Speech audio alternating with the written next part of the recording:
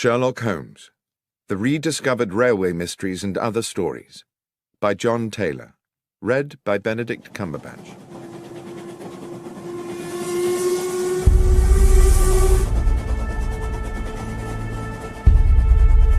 An Inscrutable Masquerade.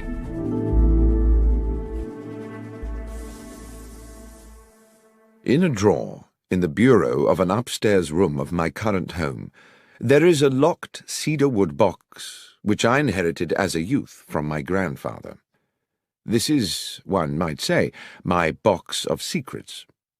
When I was young, it contained the treasures of boyhood, a catapult, a lump of beeswax, the carapace of a crab. For many years since, it has been the repository of an archive, admittedly a ragged and disordered archive, a collection of notes and scribblings concerning some of the many cases of my lifelong friend, the consulting detective Sherlock Holmes, which, for one reason or another, I never took the trouble to write into proper reports. Having had recently a little time on my hands, I reopened this box of yellowing notebooks, and it seemed to me that several of the cases, given the ocean of time between those events and the present day, would now bear telling. And I begin by chronicling an adventure which I may have dismissed for several reasons, not because it lacked baffling and intriguing elements, on the contrary, but mostly, I think, because it was, for me personally, such a dizzying and distressing experience. It was a Wednesday evening in July, at the end of a day of strait-jacketing heat, and I sat next to the open window of our parlour at Baker Street, drinking in the air and hoping for the liberating ripple of a breeze. The newspaper on my lap reported the release from police custody of a known criminal, Tobias Organ, arrested some days previously for the murder of Max Zimmerman, a moneylender shot through the head in his small apartment in Wardour Street. In the end, there had been insufficient evidence to charge Organ with murder, even though the police clearly thought him culpable. Strangely enough, I had once met Organ myself. He had come to me as a patient suffering, as I recall, from a severe lesion to the lower back, which he maintained had been caused by a fall against a metal stanchion, but which I had little doubt was in fact a stab wound. My diagnosis was supported, I believe, by his barely veiled threat that I should under no circumstances make known his injury to anyone else. He had an unforgettable, menacing way with him, and I had felt immense relief when he left my surgery. I'd been looking forward to discussing the Organ case with Holmes, who would certainly have some views on the subject, but when he finally appeared for dinner he was irritable and uncommunicative, and from these symptoms I guessed him to be in the process of some taxing mental work. All the same, I had no wish to sit out the meal in silence. "Stifling weather to be out and about, Holmes," I said, peppering a slice of beef. "Indeed, Watson, and equally stifling to be in." He busied himself with cutting into a potato. After a while I said, "I've not seen you today. I presume you were somewhere on business." "Yes, Watson, I was." Another pause, the chink of cutlery. "Somewhere local?" "Somewhere very local, Watson. I'd expect you'd like to know where." "Well, I've no wish to be intrusive." "In the basement.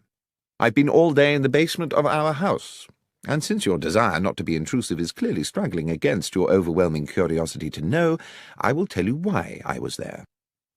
And he paused and smiled, in the full confidence that you will not breathe a word to a soul about it.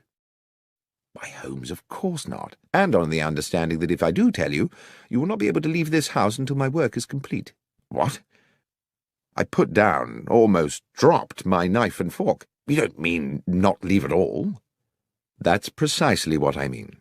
So it may be that you would prefer to forego my secret rather than consent to becoming a prisoner here for what might be several days." Hopelessly intrigued, I gave no thought to the discomfort of being shut indoors in this sultry heat, no thought to the boredom, not even any thought to the fact that I had appointments in my diary. "I'm prepared to abide by your request, Holmes." He stood up from the table, his meal unfinished, and went across to the hearth to retrieve his pipe and tobacco pouch. As he filled his pipe and lit it, he sank into his armchair. "I believe you have been preoccupied with the case of Tobias Organ, Watson." yes, it has been on my mind. How? You twice left the newspaper open at that page. The moneylender Zimmerman, a legitimate businessman with a wife and young children, was murdered with an army rifle. The police have many reasons for believing Tobias Organ to be guilty of the crime, and one of these is that he owns an army rifle. Organ, of course, denies that his firearm is the murder weapon. Well, yes, I said, one would expect he would. But suppose, said Holmes, suppose there was a science which could with certainty tie a bullet to the gun which fired it. Well, that would be marvellous, I said. But there isn't, is there? Well, Watson, let us say that such a science is seminal. It is exactly this problem which I am wrestling with at present in the basement of the house. I've set up a laboratory of sorts down there where I can conduct some experiments. Progress is promising, and if the results are as I expect, they will certainly send Tobias Organ to the gallows. But Organ is an utterly ruthless villain, undoubtedly guilty of a number of murders, but devious enough always to palm them off on others. If he were to gain even an inkling of my work, we would be in the utmost danger. I can see that you would be in danger, Holmes, but how might I be? As I say, Watson, Organ is ruthless. To get at any enemy, his favourite trick is to abduct someone close to his adversary, often with, I'm afraid, horrific consequences. You know too much now, and since I'm not prepared to put you at risk in that way, I fear you must sit it out in these apartments. You must not answer the door, you must stay away from the windows, no visitors. You must lead the life of a prisoner until such time as this matter is settled. Well, I said, it might be good for me.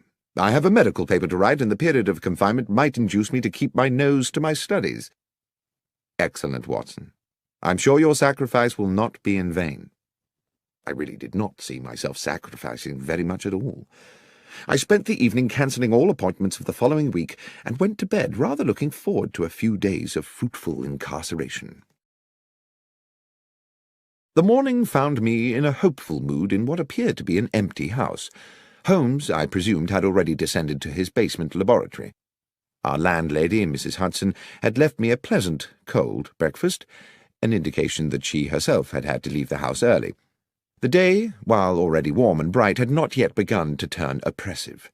The clock over the hearth ticked slowly as I settled down to my books, experiencing for the first time since my student years some of the quiet ecstasy of study. By midday, the room had become hot. My concentration meandered, and thirst plagued me. I wandered downstairs to Mrs. Hudson's apartment and found her still absent, so I proceeded down to the basement to ask Holmes whether he knew what arrangements had been made for lunch.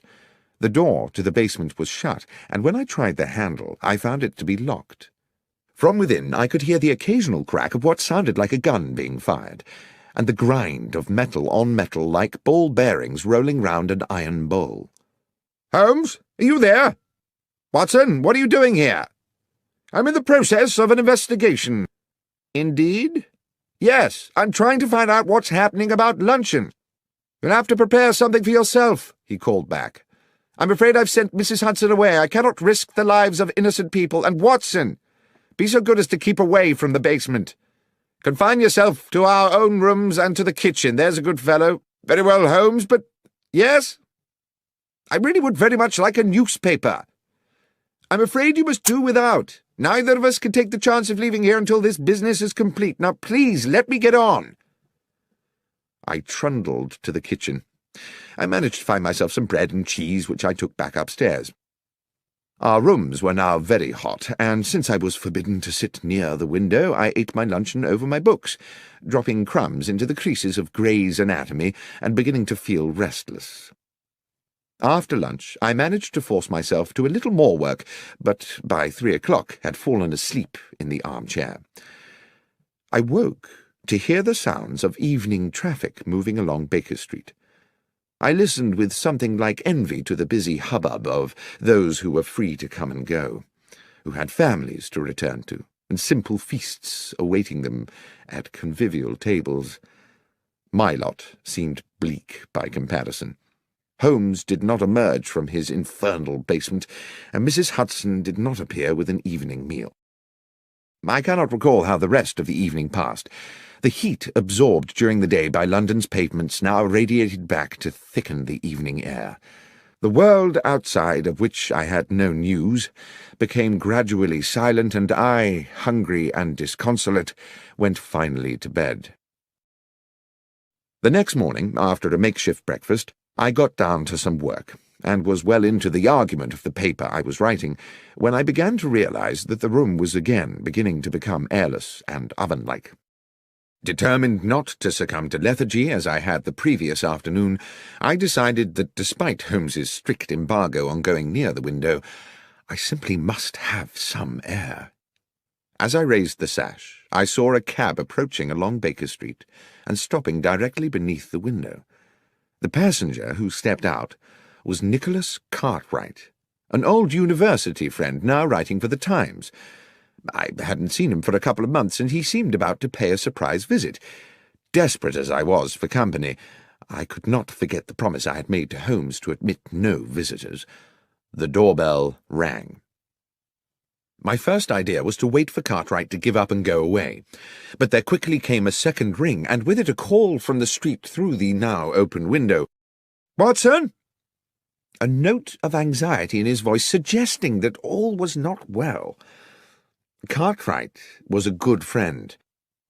I did not see how I could linger there pretending to be deaf when he might be in need of my help. I dashed down the stairs and opened the front door. "Watson, so pleased to have found you." The statement immediately struck me as odd, as did Cartwright's whole demeanour, but mindful of the proximity of Holmes in his makeshift laboratory, I whispered, "Look, old chap, odd things are going on. Come up, as quietly as you can. I'll explain there."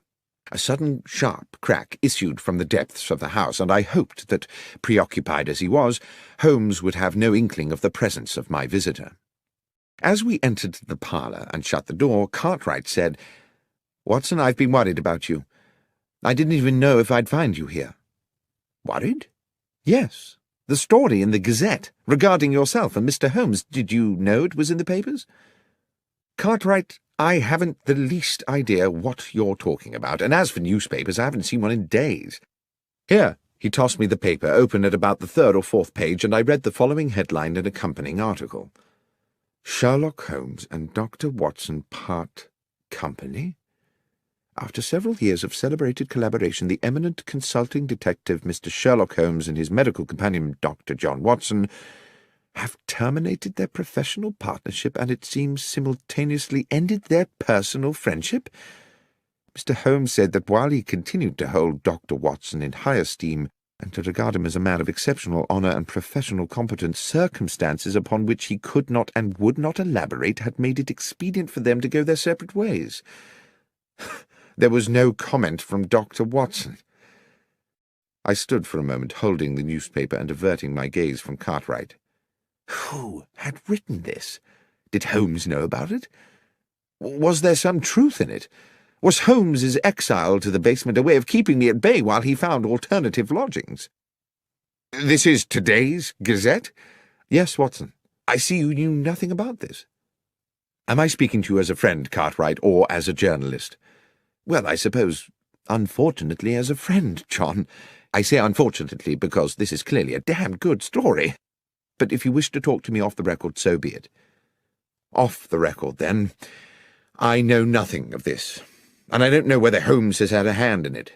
He's conducting some very secret business at present, and possibly it's connected to that. That's all I can tell you, I'm afraid." "One thing does baffle me," Cartwright said. "How did the Gazette get the story without us getting it too? Anyway, I won't make anything of this, John, until you give me the go-ahead. But I hope if there does turn out to be an exclusive—" "You'll be the one to get it," I said. "Thank you, Nicholas." I saw him down the stairs and closed the front door behind him, finding myself relieved that he had gone. I had no idea that I would be seeing him again soon under even more peculiar circumstances. But determined that now I must confront Holmes with this business, I knocked on the door of the basement. "Holmes?" A long silence. "Holmes? We must speak." "Not now, Watson." "Holmes, there's something I must discuss with you urgently. Something in the newspaper." There was a scuffling and the basement door opened. "Newspaper? How did you get a newspaper?" Cartwright called. He'd seen an article— Yes, Holmes interrupted. Yes, the article. I dare say you would appreciate an explanation. Give me half an hour. A little later we sat opposite one another in our sitting-room. The evening was still close and oppressive. "The newspaper article," said Holmes, "was an unfortunate necessity. I hope it has not caused you too much embarrassment, Watson, and when this business is finished, all will be rectified." "But why?" I said. "Report us as having quarrelled." "Bear with me, Watson, I beg of you. As you know, I have tried to keep my work here secret, but how certain can one be of that? The police are involved in these matters and are aware of my experiments, and who knows whether some junior or even senior member of the force is not in league with that utterly ruthless villain. Now, having been alerted to that newspaper report, might it not be the case that Tobias Organ would assume that you were no longer in London? At any rate, he would certainly be likely to assume you were no longer sharing these premises with me." "You gave the story to the Gazette to protect me?" "Yes, Watson. That was my purpose." "I just wish that you'd consulted me first." "You were not supposed even to know about it, Watson. And if you had not had a visit from Cartwright, you would never have seen the article. It was unfortunate that he came when he did." "It was the article that brought him." "Yes, a miscalculation on my part. Now, it is late, work to do tomorrow, and I must insist on extracting from you another guarantee." "What's that, Holmes?" "That you will not, under any circumstances, interrupt my work again. It's all very delicate, and a disturbance at an inopportune moment could ruin everything. Is that clear? Not under any circumstance." That night I lay awake in the muggy heat, the bedclothes pulled back, and grieved for what I calculated to be the death of my reputation. At least I imagined that's how the world would see it, or at least that portion of the world that reads the London Gazette. Holmes and Watson have parted company, but there is no comment from Watson, only a nobly worded valediction from the great detective. Such bitter thoughts polluted my restless waking and tormented my subsequent dreams. And added to all this, there lay a sense that things were still not clear, that something crucial remained unspoken. I woke early, but exhausted. Without going near the window, I took in what I could of the wakening day. The street was quiet. I dressed slowly and descended to the kitchen to find something to eat. The rattles and sharp cracks of Holmes's experiments had already come to life below in the basement, and I wondered whether he had even bothered to go to bed. I was making a pot of tea when the doorbell sounded. The noises from the cellar did not pause, so I assumed that Holmes had not heard the bell. I could see nothing of the front of the house from the kitchen, but after I had taken a few steps up into the lobby, it became clear by means of a side window that the visitor was once again Nicholas Cartwright. I went to the door and admitted him. "Cartwright?" "What's going on, Watson?" "What do you mean?" "I mean, what game is being played here?" "Cartwright?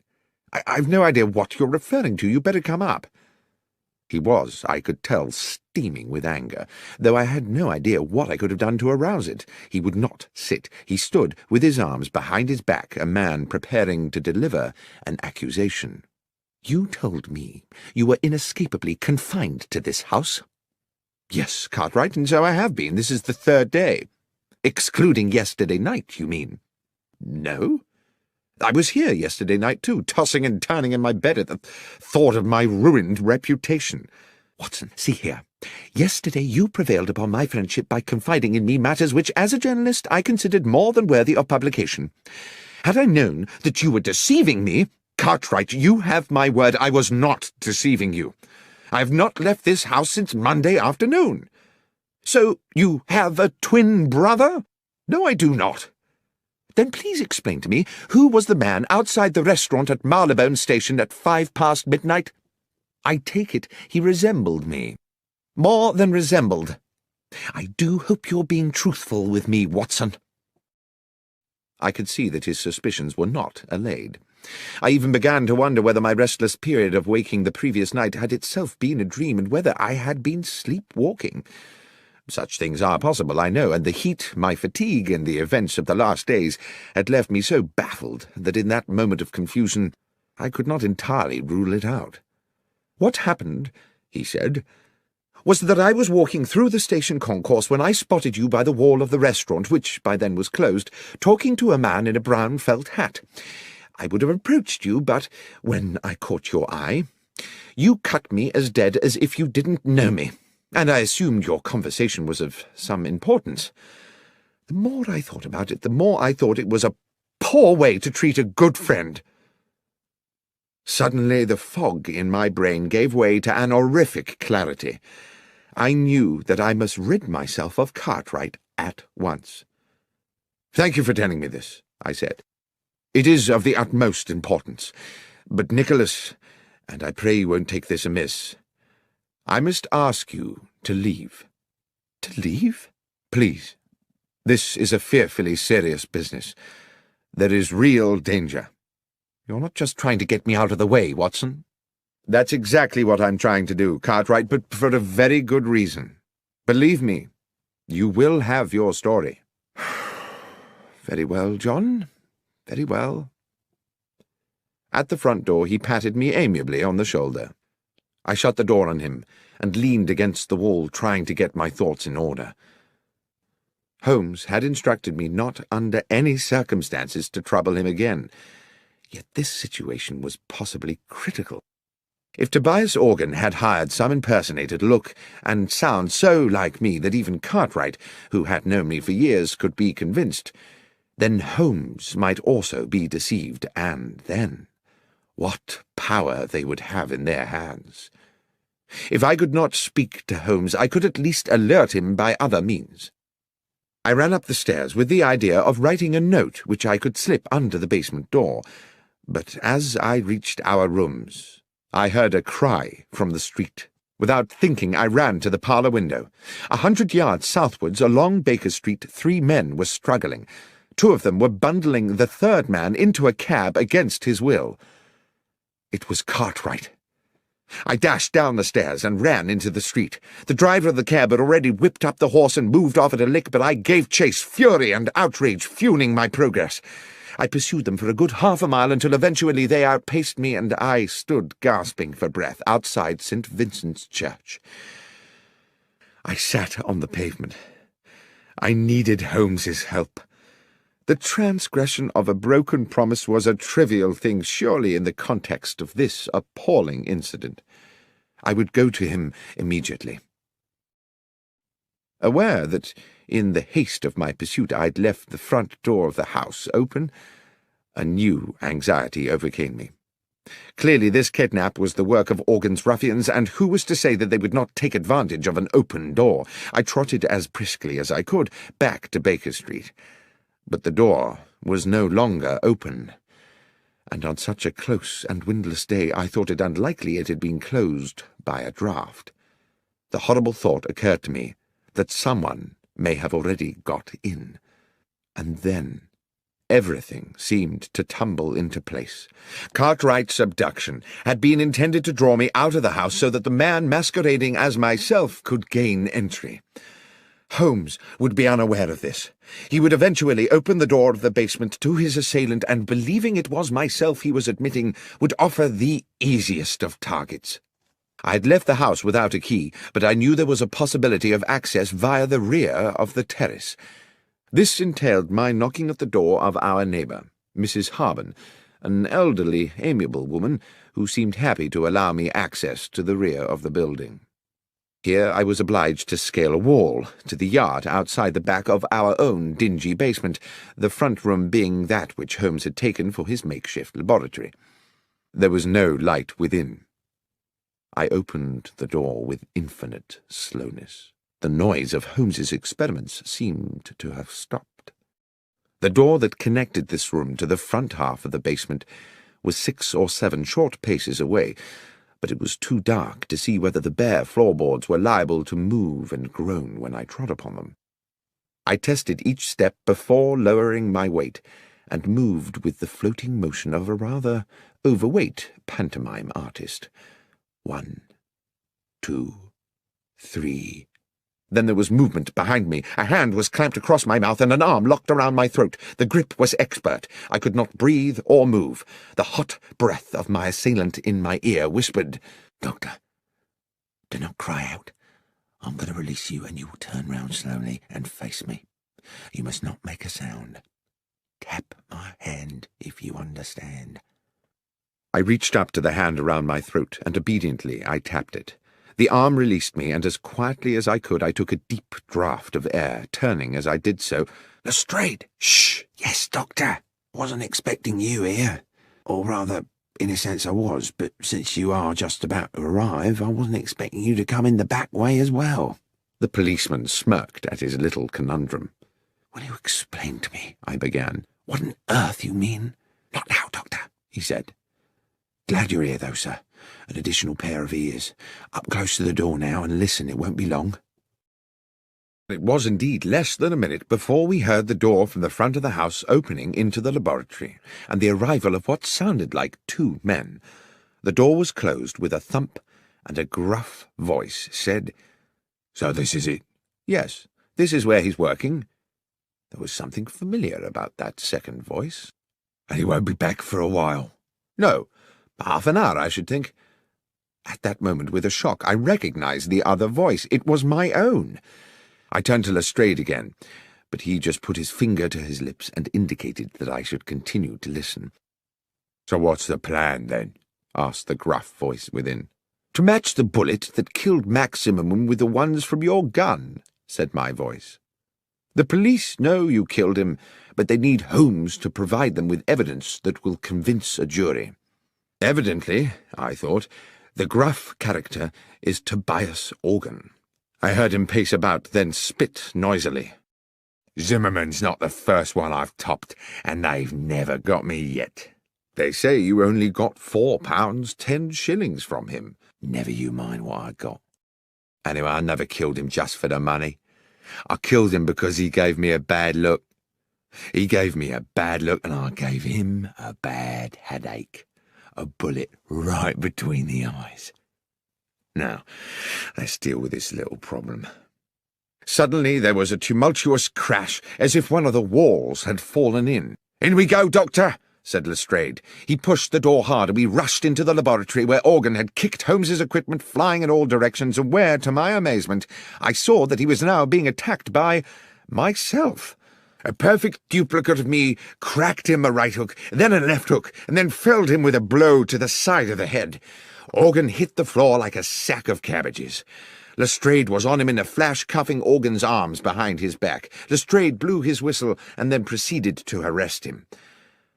As I stood back to get a better look at my other self, the duplicate doctor put a hand to his own face, wrenched at his upper brow, and pulled and stretched until he had removed his entire face, revealing, beneath the peeling mask, the flaming eyes of Sherlock Holmes. The next moment Lestrade's officers came bursting through the basement door, and Tobias Organ was dragged away. The heat of the day had given way at last to a pleasant evening. Mrs. Hudson had returned to the house and provided Holmes and myself with an excellent evening meal. Now we sat with our brandies, and Holmes with his pipe at the open window, where a gentle breeze lifted the curtains and refreshed the parlour. "As you will have deduced," Holmes was saying, by way of explaining it all to me, "the object of the masquerade was to lure Organ somewhere where we could extract a confession from him by subterfuge." "But your ballistics experiments," I said, "would they not have been enough to convict him?" "It is a science only in the imagination," Holmes said. "And though one day I'm certain it will be more than that, there is much more work to do than I could accomplish in a fortnight. But Lestrade and I agree that if Organ believed himself to be at risk from my experiments, he would wish to destroy them. What on earth were you doing in there, Holmes, if the thing was a complete hoax?" "I'm afraid I did deceive you a little. I was not in there all the time. The mechanism of an old railway clock and a device employing elastic and a drum skin were intended to give the ear the impression of ongoing industry. "Well, it certainly deceived me," I said. "But was it really necessary for me to be incarcerated for the duration?" "I'm afraid so, my friend. If Organ, through one of his spies, had got wind that there were two Watsons, the trick would not have worked. What's more, it was necessary for him to believe that you and I had quarrelled, and therefore that the good Dr. Watson might be in the market for a bit of betrayal. Unfortunately, your friend Cartwright saw me meeting Organ's accomplice at Marylebone Station, and almost let the cat out of the bag. It was necessary for us to put him somewhere safe. Lestrade's men kindly subjected him to a temporary and very comfortable period of kidnap." "It was you who had him dragged away?" "Yes. I had not calculated that you would follow him, of course, or that you would be locked out and find yourself clambering in through the back. But it turned out well. You will make an additional witness for the prosecution." "Do you think they'll convict him?" "Oh, yes, Watson. His confession today was as clear as a bell. Tobias Organ will hang. As for you, my friend, I have given you a terrible time, and as a reward, I'm going to take you to the opera." "Tonight?" "Yes, tonight. Gilbert and Sullivan. The Mikado." "But, Holmes, my memory is you don't much like Gilbert and Sullivan." "No, Watson, but you do. And besides, I have to confess to having a soft spot for the Lord High Executioner."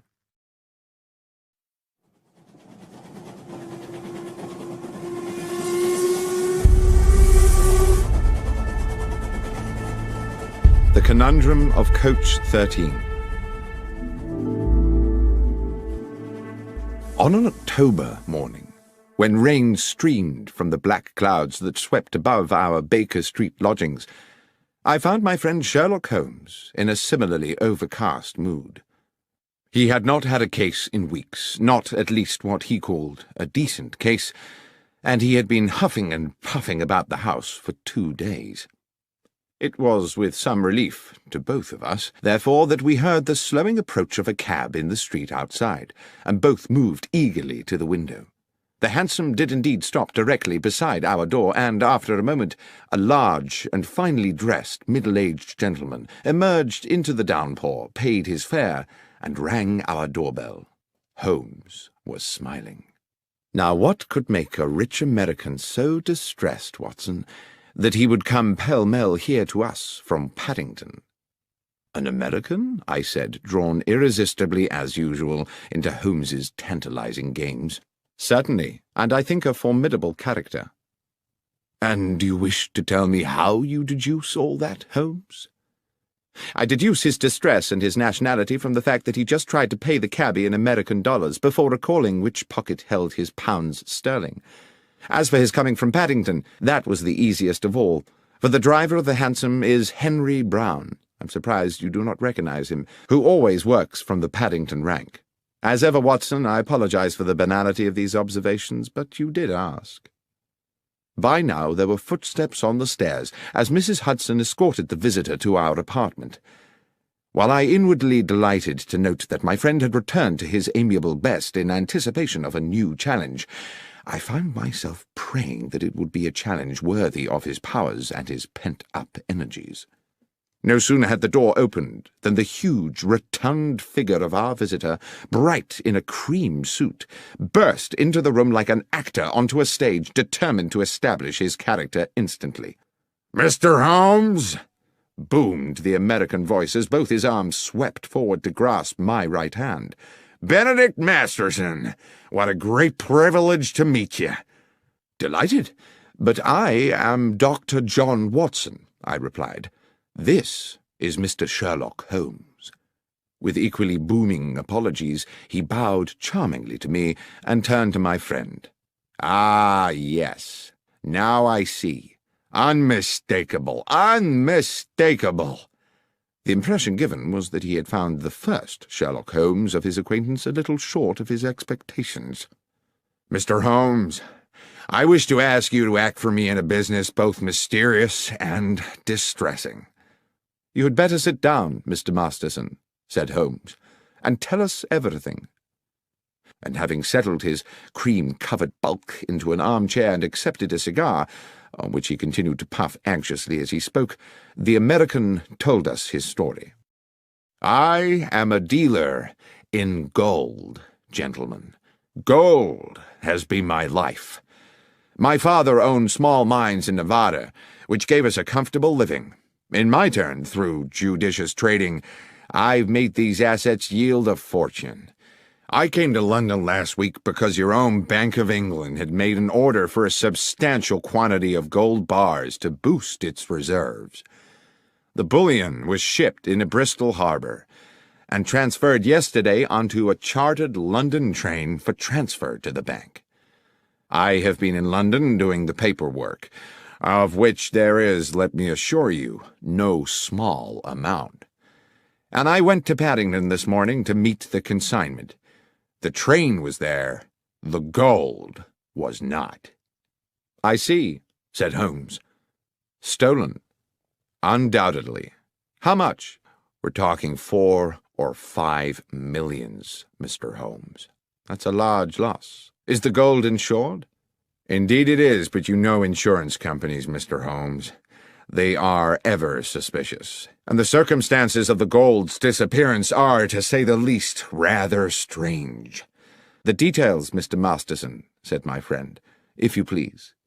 "Well," continued Masterson, tapping a thick cylinder of ash into the ashtray, "I'd asked to commission an overnight train, and also insisted that it be discreet, not armored or escorted, or in any way having the appearance of a specially secured conveyance.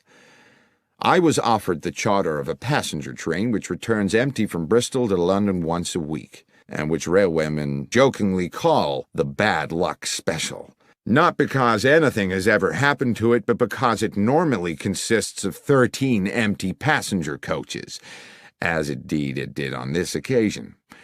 I insisted that the gold be packed in steel containers, each locked with a unique key. You will appreciate that gold itself, gentlemen, is a weighty metal, so each box contained only as many bars as would enable the containers to be carried. In order to prevent the possibility of them being removed from the moving train, I ensured that while they were small enough to go through the open carriage door, they were too large to pass through the windows, even with the windows slid down to their largest aperture.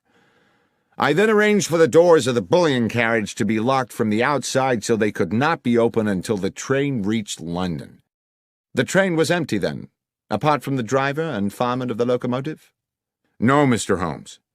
It is railway practice for all trains to have a guard, a practice I was very happy to comply with, since it meant my consignment would have an overseer throughout its journey, and to this end all the steel cases were loaded into the last coach of the train, coach 13, where the guard could keep a constant watch on them.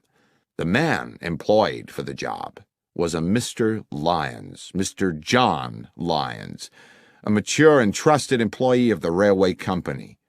Here, strangely, Mr. Masterson stopped and smiled. I inquired whether he had ever worked on the French railways. Gare Lyons, you see. Gare de Lyon." Holmes smiled politely and nodded. "Forgive me, gentlemen, I can never resist a pun. To continue, the train left Bristol at 3 this morning, as scheduled. But when it arrived at Paddington at 6, the steel boxes of gold were gone. Mr. Holmes, this was an impossible robbery. The train stopped only once for a minute or so to take on water. Hardly time to unload a single box of bullion, let alone 100 of the darned things, weighing in at 150 pounds apiece." "And the guard?" asked Holmes. "Lyons claimed that he fell asleep somewhere into the journey and woke to find the bullion disappeared. He's being held at Paddington along with the driver and engineer, but all ardently protest their innocence." "And with regard to other suspects, can you think of anyone in your organization who might feel inclined to take advantage of you?" Masterson pinched his lips and looked embarrassed. "Well, if I may confide something to you in the strictest confidence, my estranged wife, Laura, still has shares in the company. She believes that she should have more. There is some bitterness in this regard. However, I know Laura well enough to doubt that she is a thief. My friend simply said, "Thank you, Mr. Masterson. I will certainly take the case on. Would you be so good as to wire Bristol and inform them that Dr. Watson and I are on our way?" "I will, sir. You mean to go there today?" "Indeed, yes, as soon as I have made a check or two at Paddington Station." "Well, I surely thank you. I can think of no better hands in which to leave the case of the bad luck special than those of Mr. Sherlock Holmes." Holmes did not smile. "I never leave anything to chance, Mr. Masterson. Perspicacity and reason are the tools I employ." "Forgive me, Mr. Holmes. As I say, I am fatally attracted to puns." "We will keep you in touch," Holmes said, "with all developments." Within half an hour we were at Paddington, but before boarding the Bristol train, Holmes wished to make certain that the so-called bad luck special was secure. The train had been shunted into a siding, and we were relieved to find that police responsibility for the case had fallen to Inspector Stanley Hopkins, a young but ambitious detective with whom Holmes and myself had had numerous dealings in the past. Hearing that we were being engaged by Mr. Benedict Masterson, the inspector agreed to watch over the train and make sure it remained undisturbed until our return to London. It was still raining when we arrived at Bristol, where we met the station foreman, George Willits, an amiable man in his 50s, who gave the comforting impression of having been in his job for a lifetime and knowing the whole business inside out. Willits had been on duty the previous night and took us directly to the goods platform from which the bullion train had left. Though he did his best to be of assistance, he looked painfully weary. "I apologise to you gents for my appearance," he said, "but I was on night shift last night seeing out the special. I was just about to go off when the message came from London about the theft, so I've not yet been home to bed." "We won't keep you long, Willits," Holmes said. "I understand you were here when the bullion boxes were being loaded." "I was, sir. I supervised them myself. Watched them being lifted into the guard's carriage at this very spot, before I sent the signal to bring in the rest of the train." "The guard's coach was not connected to the train while it was loaded." "That's right, sir. The rest of the train was shunted out of the siding and coupled up just before she was due to leave." "And who brought her in?" "Tommy Marriott, the engineer, and his fireman, Pat McGlinchey." "Old hands?" "Not quite so much a fixture as myself, Mr. Holmes, but they've been around the best part of 10 years. They're sound men." "Good. Now, if you'll bear with me a little longer, Willits, I'd like to ask you a little more about the gold itself. How many men were involved in loading the carriage?" "Well, sir, it was quite some operation. It took 4 men to load each box, 2 inside the carriage, 2 outside. Damn heavy things, if you'll excuse me, sir. Over 100 weight apiece, and damn awkward squeezing them through them narrow doors. It was a hell of a job." "And how long would you say the whole business took?" "It was about midnight when they started, and about 2:15 by the time they finished, so almost 80 minutes. "And after it was loaded, was there any delay before departure?" "No, sir. The rest of the train, as I say, was reversed in from the siding. John Lyons, the guard, got aboard, and the door of the guard's coach was locked from without, sir, as per our instructions." "One final question, Willits, if I may. I'm informed the train stopped en route." "Yes, sir. She was scheduled to hold up for a minute or so at Swindon to take on water." "It stopped for no longer than that, and at no other time?" "No, sir. The signalman would know for sure if she'd been held over for more than a minute, and that's already been checked." Holmes seemed to pause for a moment while he considered all this information, and then he said, "Willits, I am most grateful for your detailed and, I have no doubt, accurate recollections. Now, if you will excuse us, Dr. Watson and I will take the next train back to London and leave you to go home and get some sleep."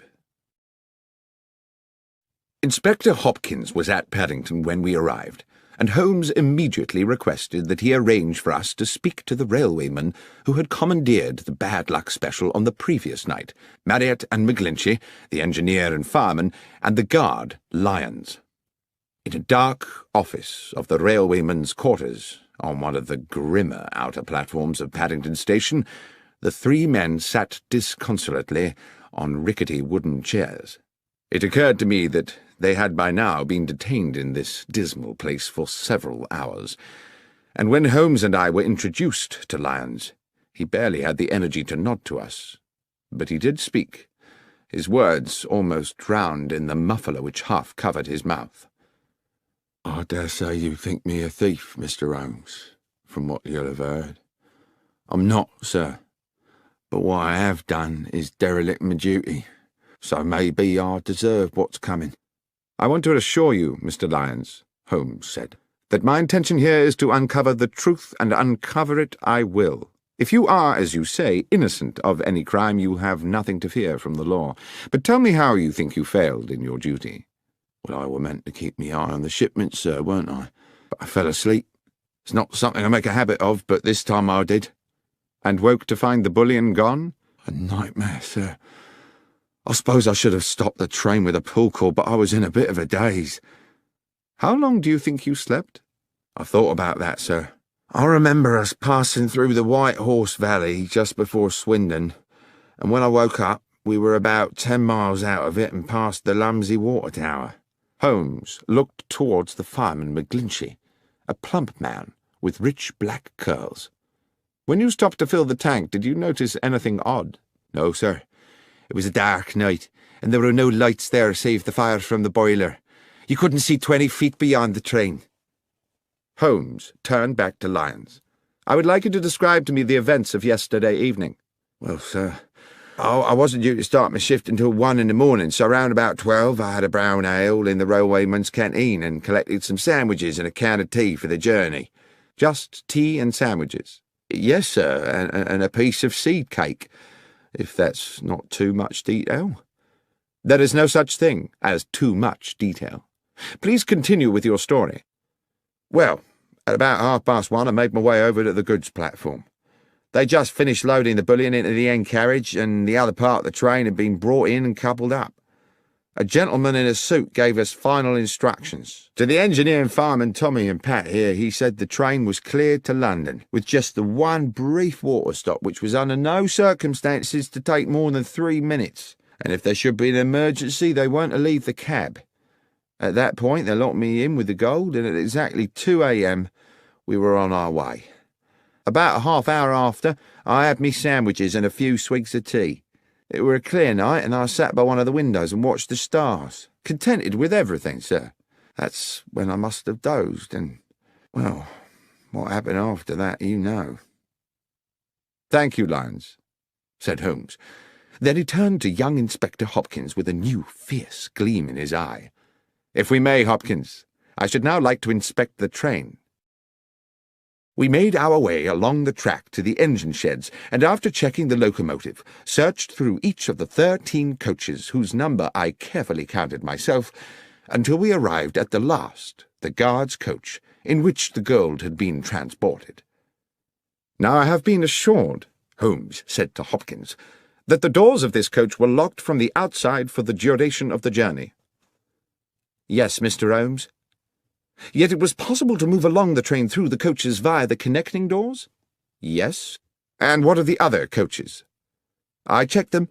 Their outer doors were all locked too, but it would have been impossible anyway for the thieves to have moved the containers along the train to jettison them from another carriage. The boxes of gold were too big to pass through the connecting doors. All that had been carefully calculated."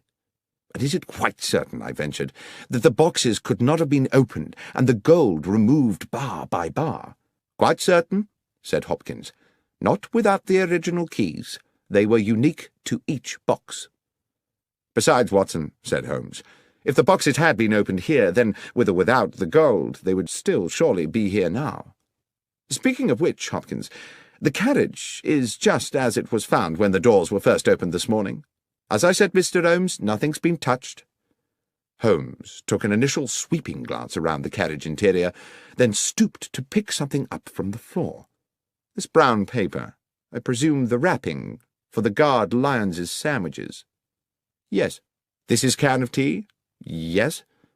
"Curious that he had a can of tea?" No. Curious that a man under stress should be so painstakingly tidy. I don't understand, sir. Never mind. What do you make of this, Hopkins? Holmes had picked up from the corner a loop of scarlet fabric, silken and ruffled. I don't know, Mr. Holmes. I was completely baffled by it. It seems to be a small decorative item of some sort from a lady's wardrobe. A hair tie, I should think, I said. How might it have got here? I don't know, Doctor, I'm sure. But I suppose it's theoretically possible that someone might have concealed herself in another carriage. Holmes had put the object to his nose. There is a perfume to it, he said, but faint, as though it had not been worn for some time. Could it belong to the thief? I asked tentatively. Possibly, said Holmes, though I think that might have been a thief too many. He stooped to replace the scarlet fabric on the floor of the carriage. I think we are close to a conclusion, Watson. Hopkins, I should like to talk to the guard lions again, and to the driver and his fireman. Please make sure that there is at least one other police officer present, and we must be sure to invite Mr. Benedict Masterson to our little denouement, since he's been kind enough to pay the fee for this investigation. By the time Masterson arrived, the clock was approaching 9, and we sat in the old mess-room bathed in dingy yellow gaslight. The rain rattled ceaselessly on the roof and windows, and, when we were all assembled, the 3 weary railwaymen, along with Benedict Masterson, Inspector Hopkins, a junior officer, and Holmes and myself, the gathering became hushed and expectant. Masterson said, "Well, this has certainly been a baffling business, Mr. Holmes. But I assume we're here because you've picked up some clues along the way. You are certainly a man equal to his reputation, sir. The inspector mentioned a red silk trinket of some sort." "Yes," Holmes said. He produced the item from his pocket. "This piece of perfumed fabric. The clear message is that someone was concealed in the carriage with the bullion." "I see. And moreover," I put in, "that the concealed person was probably female." Masterson appeared a little shaken. "Female, you say? Oh, dear." "If I may," said Holmes, "we will return to that later. Mr. Lyons, let us revert for the present to the subject of your sandwiches." "My sandwiches again, sir?" "Indeed. The sandwiches you took on board the train last night, together with the seed cake and the can of cold tea. You say you ate them just before you fell asleep." "Yes, sir." "You ate the sandwiches and the cake, you dozed off, you woke up again, and the gold was gone." "Yes, sir. That's how it happened." "And when you came round and realized the gold had gone, you say it was like a nightmare." "Yes, Mr. Holmes." "You were very agitated?" "I certainly was. Too agitated, I expect, to sweep the floor of the carriage." "To what, sir?" "I presume you did not sweep the floor of the carriage at that point, in that disturbed state." "No, sir, I didn't. With respect, sir, that's not my job." "Quite. I wouldn't expect you to, which makes it very difficult to explain why, when I examined the guard's coach this afternoon, I found not a single crumb on the floor. Now, can anyone here tell me how it's possible to eat several sandwiches and a slice of seed cake without dropping a single crumb?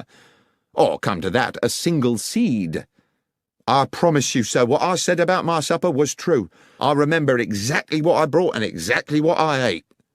"I have no doubt of that, Mr. Lyons." "Then what, sir?"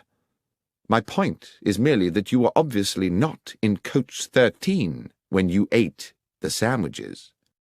"On my honour, Mr. Holmes, I swear I was." "Oh, you were in a carriage, certainly, but you were not in the carriage in which your sandwich wrapper was found. The coach where you ate your supper, the coach with the bullion, never made it to London."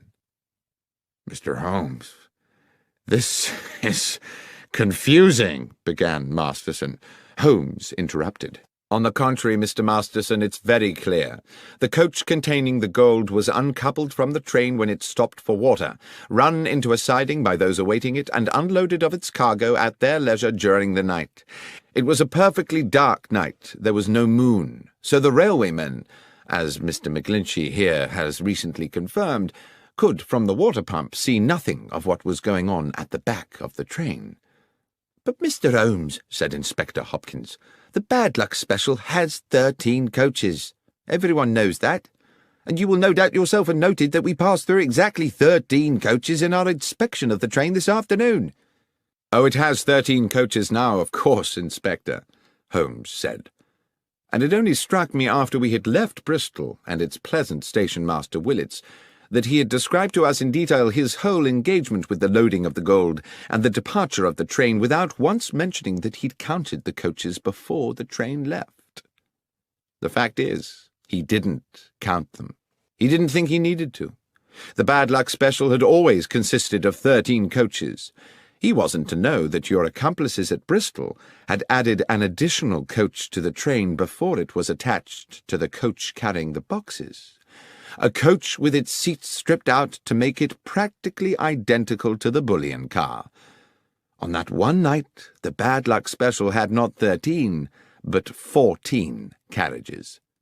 When the train stopped to acquire water, it simultaneously shed a coach, and it very nearly, he continued, turning back to Lyons, shed a guard, too. You're a very fortunate man, Lyons." "I don't feel fortunate, sir." "Your good fortune is that you are still alive, and that in turn is because you were fortunate enough to fall asleep. Imagine if you had not. The train stops. The thieves uncouple the rear coach with yourself inside it. As soon as you see them, you become a risk to them.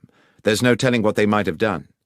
What I believe actually happened was that as they were releasing the carriage from the train, someone noticed that you were asleep inside. They took the opportunity to move you into the next coach, along with your tea can and sandwich wrappings. You may be thankful you did not wake at that moment." Masterson wore an expression of amazement. "I am full of admiration, Mr. Holmes. But at the same time, I feel somewhat desolated. This clearly means that someone in my organization has betrayed me." "Which brings me back to the ring of scarlet silk discovered in the carriage, certainly an intriguing adornment to the problem," said Holmes. "It could indeed signify the presence of a woman." "But there is the mystery," I said, "of how she got there or what she might have done." "I think, however," said Holmes, "that is a mystery with a simple solution." At this point Masterson appeared rather tragically stricken. "You're thinking—" "Yes," said Holmes. "You're thinking that my estranged wife, Laura— Dear God, that foolish woman—" "Oh, come along, Mr. Masterson. You know full well your wife had nothing to do with it. There was no one aboard the train save the 3 men here, driver, engineer, and guard, and none of them had anything to do with the robbery." The 3 railwaymen looked at one another as though they had suddenly had revealed to them their entitlement to a joint fortune. "As for the thieves," said Holmes, "they are to be located somewhere nursing a hoard of bullion, apart, of course, from their paymaster, who is sitting here with us. Is that not so, Mr. Masterson?" Masterson blustered and steamed. He was outraged. This was absurd. "How dare you, sir? What evidence have you for such an outrageous suggestion?" "I had misgivings from the beginning. I could not understand why you came to me so quickly after the theft had been discovered when you had so much else to deal with. I see now that you were at pains to demonstrate to the insurance company that you were doing all in your power to recover the bullion because, of course, if you could have both the gold and the insurance money, you would have considerably augmented your fortune. But worse still, what your partners in crime would have done to Mr. Lyons, had he not had the good sense to fall asleep on the job, hardly bears thinking about. You were prepared not just to steal, but to be an accessory to murder." "This is speculation, Mr. Holmes. This would not stand up in court. You should be looking for another felon. What about that red silk ring?" "Ah, yes. You've been very subtle about that, Mr. Masterson, suggesting your wife's name one moment and the next assuring me that she could not possibly be implicated. I doubt whether you thought she would be, but you certainly sought to throw me off the scent. What was that item, if not a red herring? And is that not, for those who like to play games with words, another way to say a red herring? What fun you no doubt planned to have with that joke, Mr. Masterson, had you got away with this business. Now it seems the joke is on you. That was one pun, Mr. Masterson, which you would indeed have done better to have resisted. But whether justice was fully done is a moot point. In expectation of reducing his own sentence, Masterson eventually divulged the names of his accomplices and led police to the embezzled bullion. And although he was committed to prison for several years, it was clear that once his sentence was served, he would continue the life of a wealthy man.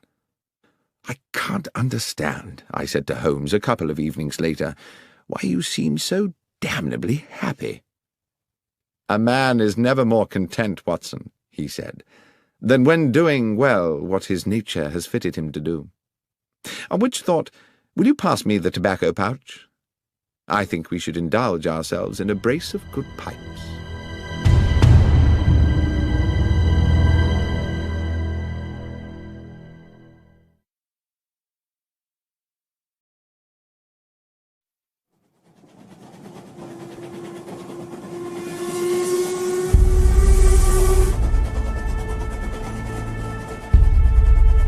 The Trinity Vicarage Larceny.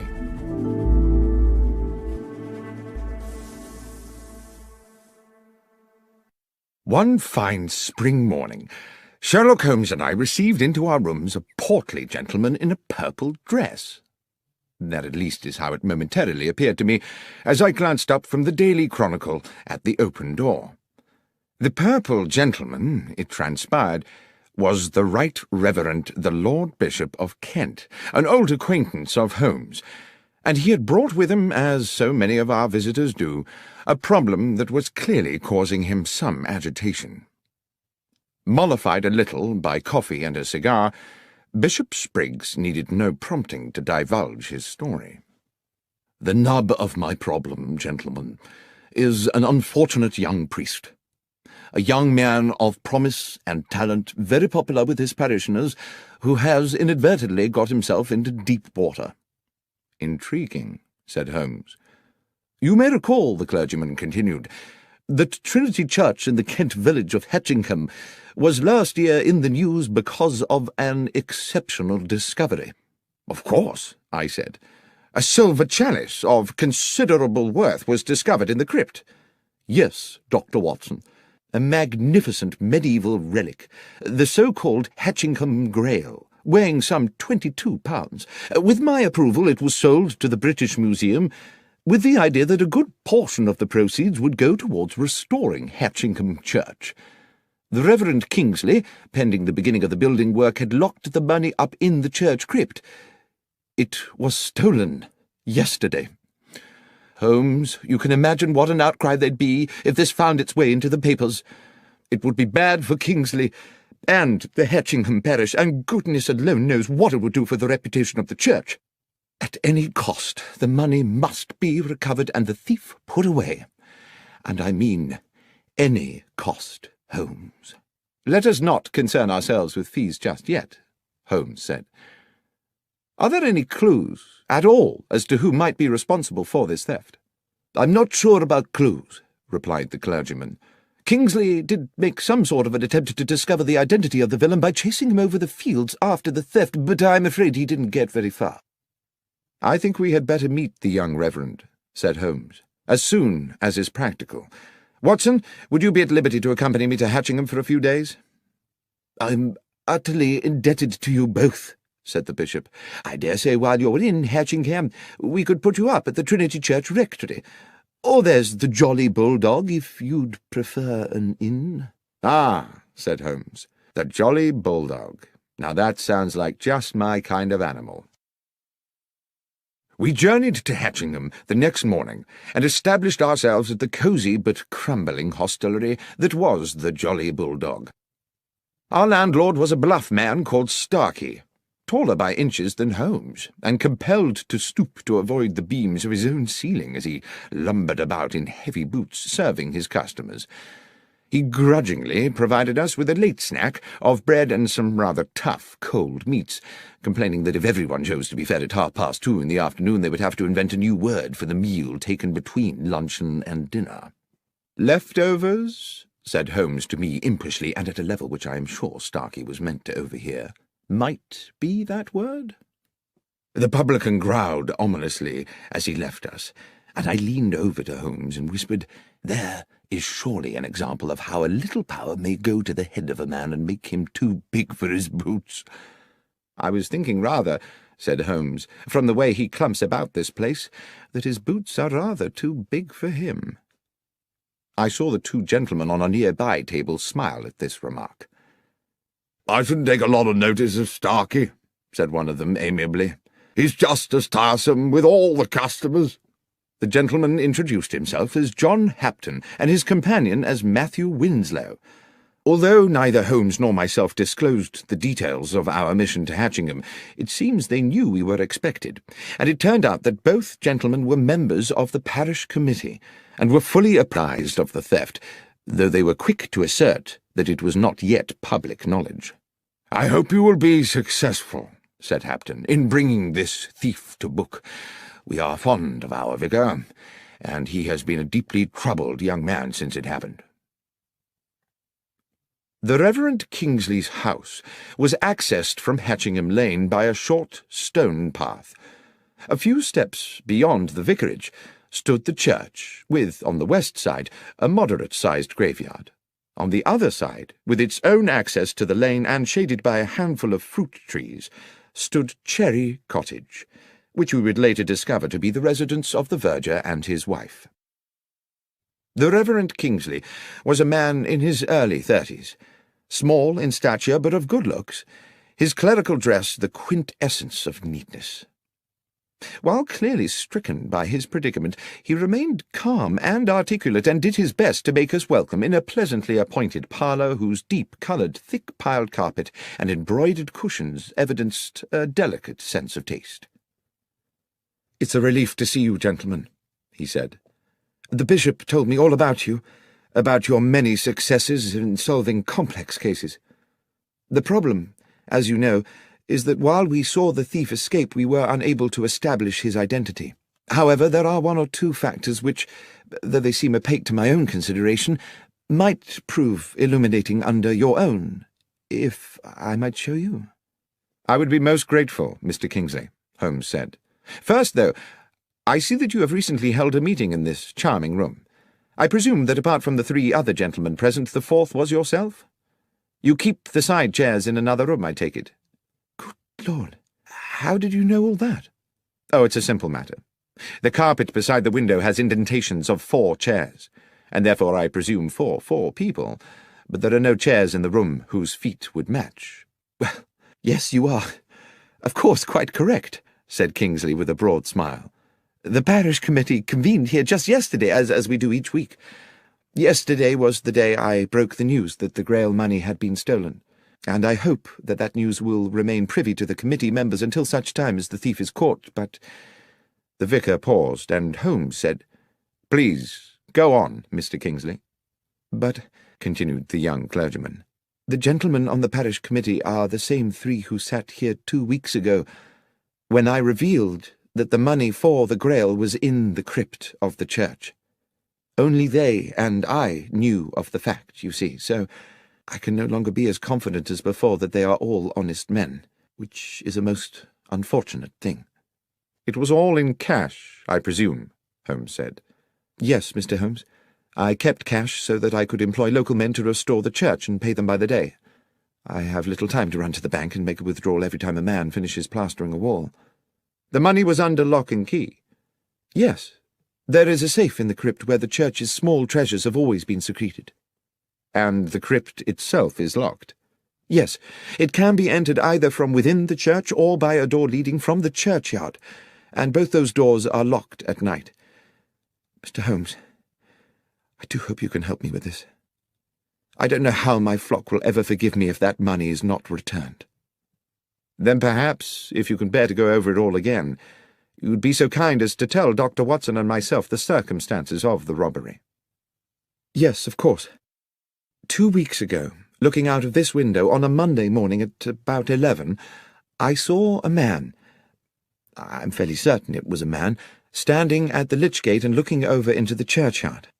I would not have given this a moment's thought, except that he wore a hat with an unusually wide brim and had it pulled so low over his eyes, and his collar so high that one could not distinguish his features. As I say, I cannot even be certain it was not a woman, except for his way of moving. I watched him for a good 10 minutes before he turned and strode back along the lane towards the village. That same afternoon, this time from an upstairs window, I saw him again, but now further along the lane, standing under a tree and once again seeming to study the church and its grounds. His contrived anonymity naturally put me on my guard.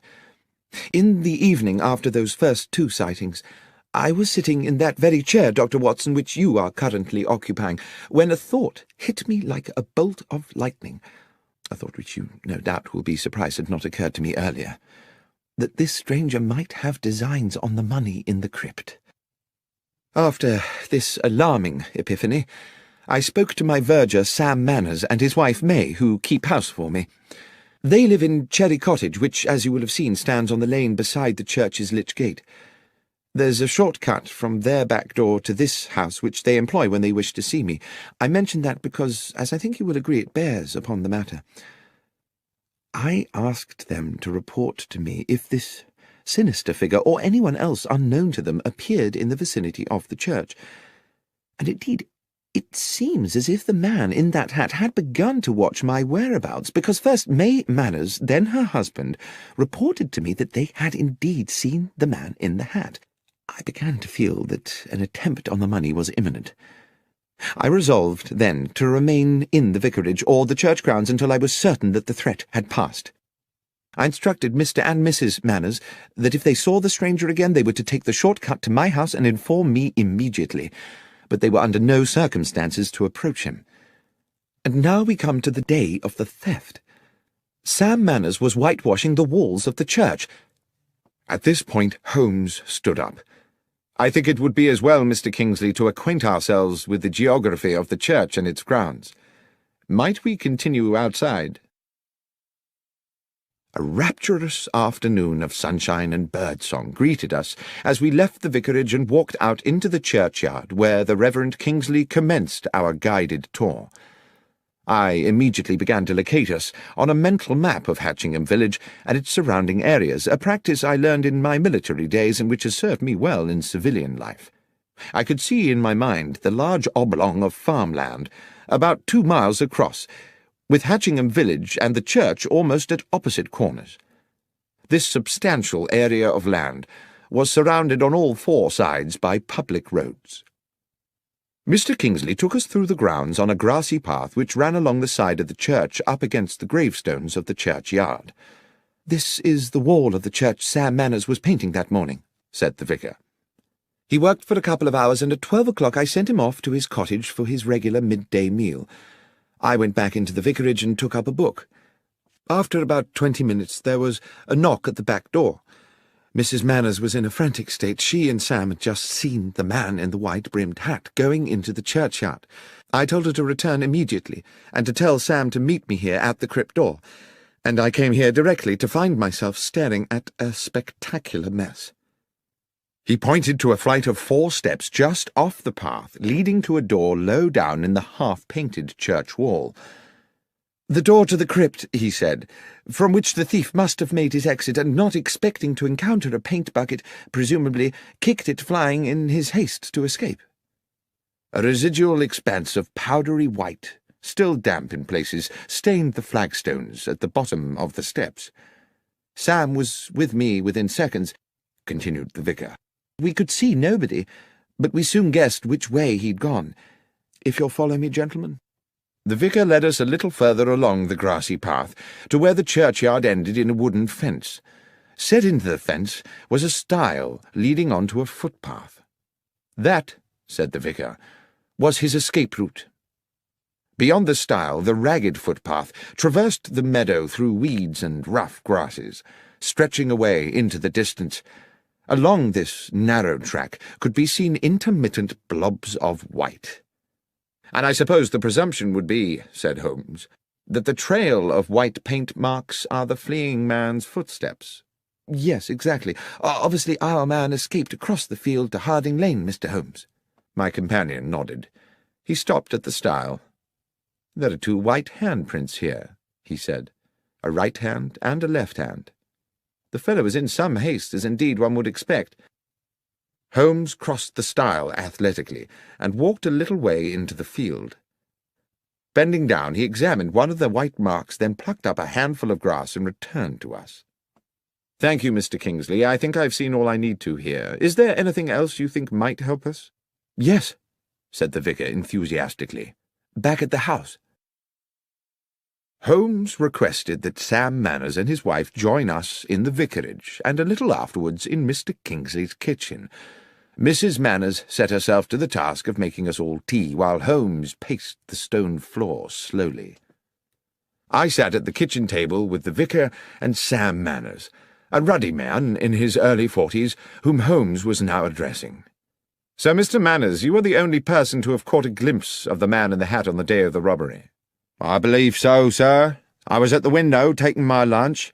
I saw this feller in the big hat looking up and down the lane a few times as if to check all was clear, then enter the churchyard.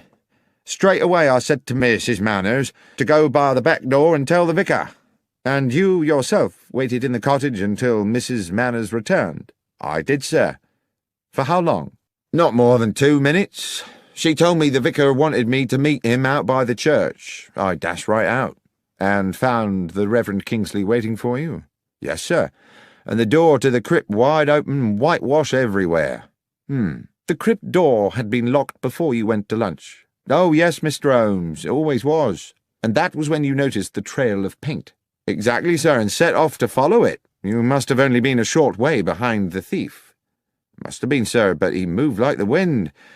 We was across that meadow in less than 5 minutes. It's a good 4 furlongs, and never caught up to him. But what we found at the opposite side clinched it." Here Mr. Kingsley interrupted. "Sam means this," he said, and produced from a drawer a wide-brimmed black velvet hat, inexpensively made, and in shape rather resembling the sort of thing one sees worn by picadors in pictures of bullfights. Holmes took the hat and turned it around in his hands. "It was me found it, sir," said Manners. "I was running a bit ahead of the Reverend, hoping to catch up with our thief, and as soon as I was over the stile I saw it in the grass by the road, just where I suppose it had fallen from his head." "Well," said Holmes, "while I cannot see yet how that will help us, with your permission I shall take it away with me." "Of course," said the vicar. "We'll leave you then, but by way of that path across the fields. I'd rather like to follow the route taken by our escaping felon." And so it was that we made our farewells and set out from the churchyard across the wide meadow towards Harding Lane. Although it had been a week since the church thief had fled, there remained a clear trail of white footprints across the entire width of the field. The path ended at another stile, which gave onto the shaded narrowness of Harding Lane. We calculated that to return to Hatchingham village we could go in either direction around the perimeter of the meadow. We took the route west along the Pincham Road rather than going east and back via the church. As we walked, my companion looked repeatedly this way and that, into the fields at the roadside, the patches of scrubland, and the bushes and trees. "If you note anything, you must let me know, Watson." And I agreed that I would. But the fields lay bright and innocent in the late afternoon air, and the trees were populated only by birds jubilantly enjoying the sunshine. Then, as we crossed a bridge over a gurgling stream, Holmes stopped halfway. "There's something there. Do you see?" He pointed to the bank of the stream, above which a hawthorn overhung the rushing water. "Something in that bush. A pair of somethings, unless I'm mistaken." We clambered over the balustrade of the little bridge and dropped onto the bankside. The hawthorn was thick, and even at close quarters my eyes were at pains to penetrate into its depths. Holmes, using a fallen branch the thickness of his arm, smashed his way into the bush. His soft cry of triumph told me he had found something, and he reached in and retrieved in one hand a large pair of leather boots. "What do you think, Watson? Is this or is this not the footwear of our thief?" "They're certainly large, those of a very big man, I should say, and there are white marks on the soles. Shall we see how they fit those prints on the church meadow?" "I think we can assume that much, Watson. But what would induce the villain to jettison his boots here?" "Perhaps," I said, "he thought he was still being chased, and knew that if he were caught wearing them he would be recognized straight away." "Equally suspicious if he'd been found with no boots at all," said Holmes, "though I suppose he may have carried a spare pair of shoes with him. Watson, it is fairly clear to me the thief is a local man. Why, unless he feared to be recognized, would he indulge in such an elaborate disguise? Let us go back to the Jolly Bulldog. That, after all, is where the locals like to congregate." In fact, on our return to the inn, we found John Hapton and Matthew Winslow, the parish committee men we had met earlier, having returned to, or perhaps never having left, the same table. As we sat down, Holmes placed beside him on the floorboards the pair of boots we had found in the hedgerow, causing the two gentlemen to look at them inquisitively. When Starkey, the landlord, arrived to serve us, the first thing he said was, "Your boots, gentlemen?" "Not ours," said Holmes. "We found them in a bush in Harding Lane." "Strange what some folks'll throw away," said the publican. "They looks in prime order to me." "Hardly been worn," Holmes replied, and then he asked, "Would these boots fit you, Mr. Starkey?" And seeing our companions on the nearby table watching, he added, "Or either of you, gentlemen?" "Not me, sir," Starkey replied, rather more amiably than I had expected. "I know my boots look weighty, but my feet ain't so big as you might think. It's just I'm subject to blisters." "But you find big boots help your blisters?" I asked, my experience of patients suffering with that condition telling me the opposite. "No, sir. To start the blisters, I need to put on 3 pairs of thick hose, so I always gets my boots well over my proper foot size." Then, rather sardonically, he said, "Thank you, though, for asking, sir." Mr. Hapton on the next table asked, "Do you mind me asking, sir, what's your interest in boots?" Holmes said, "It's an investigation we are conducting in which boots have, well, some scientific significance." Then to me he whispered, as our neighbour turned away with a disbelieving grimace, "It's as I thought, Watson. We have our culprit." "Starkey? No, not Starkey. One of these—" and I indicated with my thumb the 2 men from the parish committee. "No, Watson." "Who, then?" "These boots, Watson, do you observe nothing untoward about them?" "No, not at all. They're practically new. They're of a large size. Apart from that, they are undistinguished." "On the contrary, my friend, I would say they were distinguished by a lack of paint." "I beg your pardon?" "I mean, Watson, that there are white marks on the soles, to be sure. But tell me, pray, how a man with his hands covered in whitewash could have unlaced and removed his boots without leaving marks on the laces?" "I don't know," I said.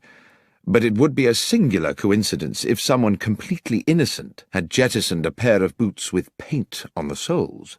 "There is no coincidence," Holmes said. "These boots were undoubtedly left here by the thief, but not in the way we were intended to believe." "Are you suggesting that you know who the thief is?"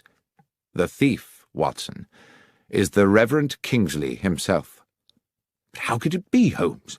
There was no time for him to escape across that meadow and return to the vicarage in time to meet Sam Manners outside the church. How can a man chase himself across a meadow?" "As you know, Watson, we are due to meet the bishop this evening at Trinity Vicarage. So let us finish our meal. I will explain everything there."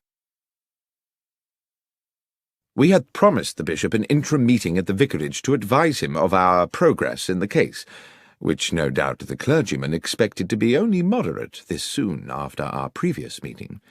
But we had hardly settled to our sherry in Mr. Kingsley's comfortable parlour than Holmes declared dramatically, "You will no doubt be delighted to know, gentlemen, that Dr. Watson and I have solved the case."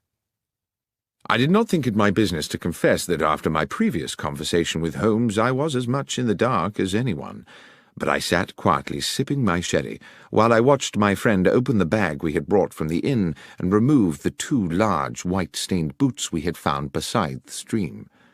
The bishop's eyes widened. I have to say he looked incredulous. Mr. Kingsley, too, wore a sceptical smirk and raised his eyebrows. "Please tell us, Mr. Holmes, what you think you have found?" "Dr. Watson and I found these," Holmes explained, "in a bramble bush in Harding Lane. Big boots suggested we were seeking a big man, yet the footprints told us his stride was short. It was our landlord at the Jolly Bulldog who enabled me to understand the dichotomy. He is a man who buys bigger boots than his foot size in order to accommodate extra socks. Our villain, however, bought his bigger boots in order to accommodate another pair of shoes, leaving the footprints of a bigger man than he is himself. Is that not so, Mr. Kingsley?" The young vicar, I thought at the time, if he was guilty of anything, was heroically cool about it. He betrayed nothing but genteel surprise. "Are you suggesting that I was the thief, Mr. Holmes?" "Holmes," said the bishop gravely, "from what I understand, Mr. Kingsley and his verger practically managed to catch up with the thief on that fateful day. What on earth do you think is the evidence for this assertion?" "My lord," Holmes said confidently, "Mr. Kingsley wished to embezzle the money raised by the sale of the Hatchingham Grail and decided to construct a piece of theatre which would deceive investigators. He not only invented the spectral man in the large-brimmed hat, he also on several occasions paraded in the hat and the high-collared coat and ensured that Mr. and Mrs. Manners caught a glimpse of him. On the day of the theft, having sent Sam Manners to lunch, he came back here to the vicarage, assumed the disguise, showed himself at the cottage window where Manners was eating, and proceeded into the churchyard. Dashing back to the vicarage again, he slipped out of his cloak and hat and waited for Mrs. Manners' knock on the door. He told Mrs. Manners to summon her husband and rendezvoused with him outside the crypt door." "And then what?" said Mr. Kingsley, insolent with fury. "I put on these boots, unlocked the church, went down to the crypt, took the money, escaped the church, jumped the stile and ran across a mile of the field, then dashed a mile back, took off the boots and waited calmly for Sam to arrive, whereupon I went chasing off across the field again? That would indeed have been ingenious. To do in 2 minutes what an athlete could not do in 20. Yes, indeed. The question, as my friend Dr. Watson has clarified, is precisely, how may a man chase himself across a meadow?" "And the answer?" asked the bishop. "No one will ever know at what point you took the money, Mr. Kingsley.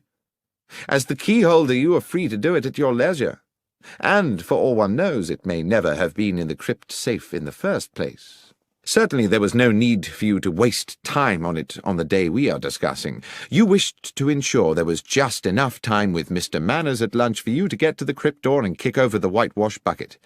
And of course you had given Mr. Manners the task of whitewashing that particular part of the church wall, simply to ensure that there would be a bucket there to be upturned. That was all you needed to do, because, and here is the thing, you had made the footprints across the field on the night before. You had also, I have no doubt, planted the boots in the hedgerow on the same occasion, making sure they had plenty of white paint on the soles.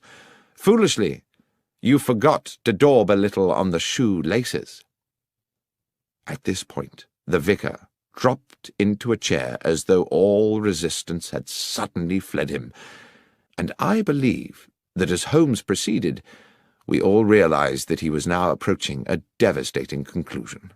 "At some hour of that night, Mr. Kingsley, having splashed so much whitewash on the underside of the boots that your hands were gloved with paint, you planted your white-printed trail along the footpath across the meadow to Harding Lane. Afterwards you dropped the wide-brimmed hat by the stile and jettisoned the boots in a bush further along Harding Lane. The trail of prints was therefore neatly in place for the deception next morning, and I dare say you were solicitous to keep Mr. Manners away from the stile, where he might prematurely stumble upon your, if I may so misname it, handiwork." "But one moment," said the bishop. "If Mr. Kingsley had dropped the hat the night before, how could he have been wearing it that morning?" "Well, of course, that's simple," said Holmes. "There were two hats. And finally, there was the question of the keys." "What question was that, Holmes?" I asked. "I don't recollect any mention of keys." "Precisely. There was a distinct absence of any such mention. Why? Because a key would have been needed to enter the crypt, and Mr. Kingsley thought it better not to raise the tricky matter of how such an intruder might have got hold of one." The pale face and slumped figure of Mr. Kingsley indicated his utter defeat. The bishop clearly needed no further convincing. "The money, Kingsley," he said. "Have you spent it?" The vicar looked bitter. "I'm a gambler, Bishop. And the truth is that over the years I have burdened myself with appalling debts. I started to use the church money bit by bit. I meant to return it one day when I had a big win, but money runs through my hands like water. There's little of it left." "Then it's a matter for the police," the bishop said. "And we must find a new vicar for Hatchingham. I fear that you, Mr. Kingsley, will for many years be the incumbent of a much dingier parish."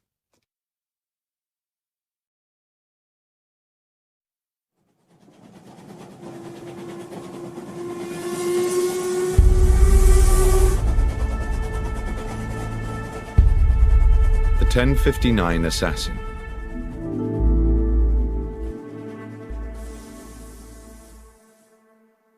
It is now well known that the investigations of my friend and companion Sherlock Holmes, which I have had the privilege to document over the years, represent only a small portion of his life's work. Many other cases have fallen into the obscure well of history. But nothing departs this world without leaving some trace or memory, and now and then an old story rears its head. So it was with the events of the Stovey murder. A letter came to Holmes one morning at our Baker Street apartment from Samuel Carpenter, an elderly publican at the Horse in Colours hostelry in the Kent village of Stovey. Several years previously, Samuel Carpenter had been a witness at the trial of Arthur Weeks, a local villain accused of intimidation, abduction, blackmail, and grievous bodily harm. Holmes had been involved in helping police on the case with footprint evidence, and thus had come to meet the amiable publican. I suppose we never expected to visit the quiet settlement of Stovey ever again, but the letter contained a clear and urgent summons. "Dear Mr. Holmes, you did say when we made our farewells 4 years ago that if ever there should be a day when I had need of your assistance, I was to write to you immediately. I'm afraid, sir, that day has come. A terrible set of events has clouded my life, and I am quite at a loss. Arthur Weeks, that ruthless villain you helped put away, died in jail a few months ago. Ever since then his son, Henry, has been making our lives a misery. I found my dog Catcher shot dead in the field, and twice a dead fox in our water tank. I started getting letters threatening to burn down the inn, telling me I should one day wait in vain for my wife to come home. Terrible things, but all written anonymous. Then he brazenly come and drink at the inn as innocent as you like. Well, last week our son Jack told Weeks straight there, in front of all my customers, that he'd gone too far, and he'd better prepare himself for some serious consequences. I wish he had not done it. 2 days afterwards, Weeks was found shot through the head, and my Jack is now being arrested as a murderer. If there's anything you may be able to do, Mr. Holmes, please come immediately." I knew that Holmes had taken strongly to the publican, so it was hardly a surprise to me when he asked, as is his way, whether I had any pressing engagements over the next few days, and, when I said no, instructed me to pack immediately an overnight bag. Within an hour we were aboard a Kent-bound train.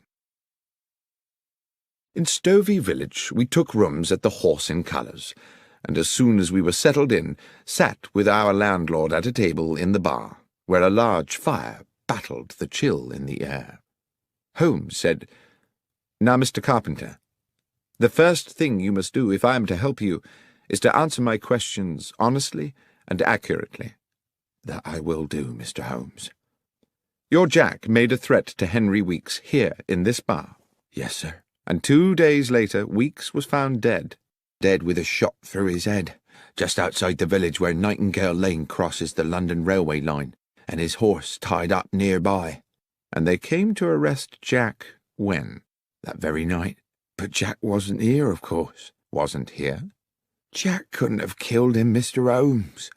Jack was already aboard the London train when Weeks was killed. He was off to buy himself a suit for his wedding. I took him to Stovey Station myself that evening to catch the 10:59. There weren't a moment when Jack left my sight. I watched him get on that train and waved him off as it left. But the police didn't seem to think that counts for anything. Soon as he got back here next day, they carted him off, and he's now under lock and key in Maidstone jail." "Well, Mr. Carpenter," said Holmes, "I accept unequivocally that what you are telling me is the truth. But my sense is that this is going to be a very convoluted business, and I must impress on you the need to be patient." When Carpenter had returned to serving his customers, I said quietly to Holmes, "Surely, if what the old chap says is true, the police have no case. Weeks must have had 100 enemies hungry for his blood, with far weaker alibis than Jack Carpenter." "Perhaps so," said Holmes, "but I fear the word of a father in defence of a son is unlikely to be regarded in court as compelling evidence, especially when the police have their minds made up in advance. Watson, I've a suspicion that things may get a lot more obscure before they become clearer. Let's make good use of the afternoon by acquainting ourselves with the details of Henry Weeks' unfortunate end."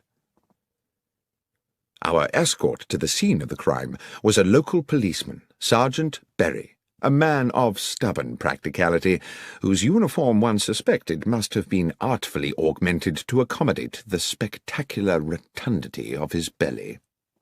He clearly felt he had better things to do than to accompany a consulting detective to the scene of a crime when the culprit was already halfway to the gallows. Walking from Stovey village, we arrived at a spot about 30 yards from a level crossing where the main London railway line traversed Nightingale Lane. "Darkhill Crossing. Corpse found here," Sergeant Berry said bluntly. 6 feet from the fence. Victim's horse still tied to the fence. Cause of death, single bullet entering just here." He put a plump finger in the centre of his brow. "Weapon?" "A gun," said the policeman insolently. "I am aware," said Holmes, clearly irritated, "that if a man is killed with a bullet, then the probable source of the missile is a firearm. What I want to know is whether the weapon has been found, or, if not, whether anyone has deduced the type of gun from the type of bullet." "No gun found," said Berry. "As for the bullet, far as I know, it's still at the end of a short tunnel into his skull." "And the horse?" "Oh, I don't think we can pin it on the horse, sir," the policeman said with a smirk. "Sergeant Berry," Holmes was threateningly patient, "are you able to assist me in this investigation, or would it be more convenient to you if I were to apply to my acquaintances at the yard to find me an alternative guide?" The policeman looked suddenly chastened. "Just my joke, Mr. Holmes. Yes, I can take you to the horse, sir, and to the body." We saw the horse first. It had been stabled with the police horses in a yard in the village, a tall brown stallion with rather frightened eyes. When young, it must have been a formidable creature. Now it looked ragged from a lifetime of hard riding. Holmes looked it over carefully. The animal was skittish, seemingly distressed, and tried to pull away when Holmes held its bridle to examine its head.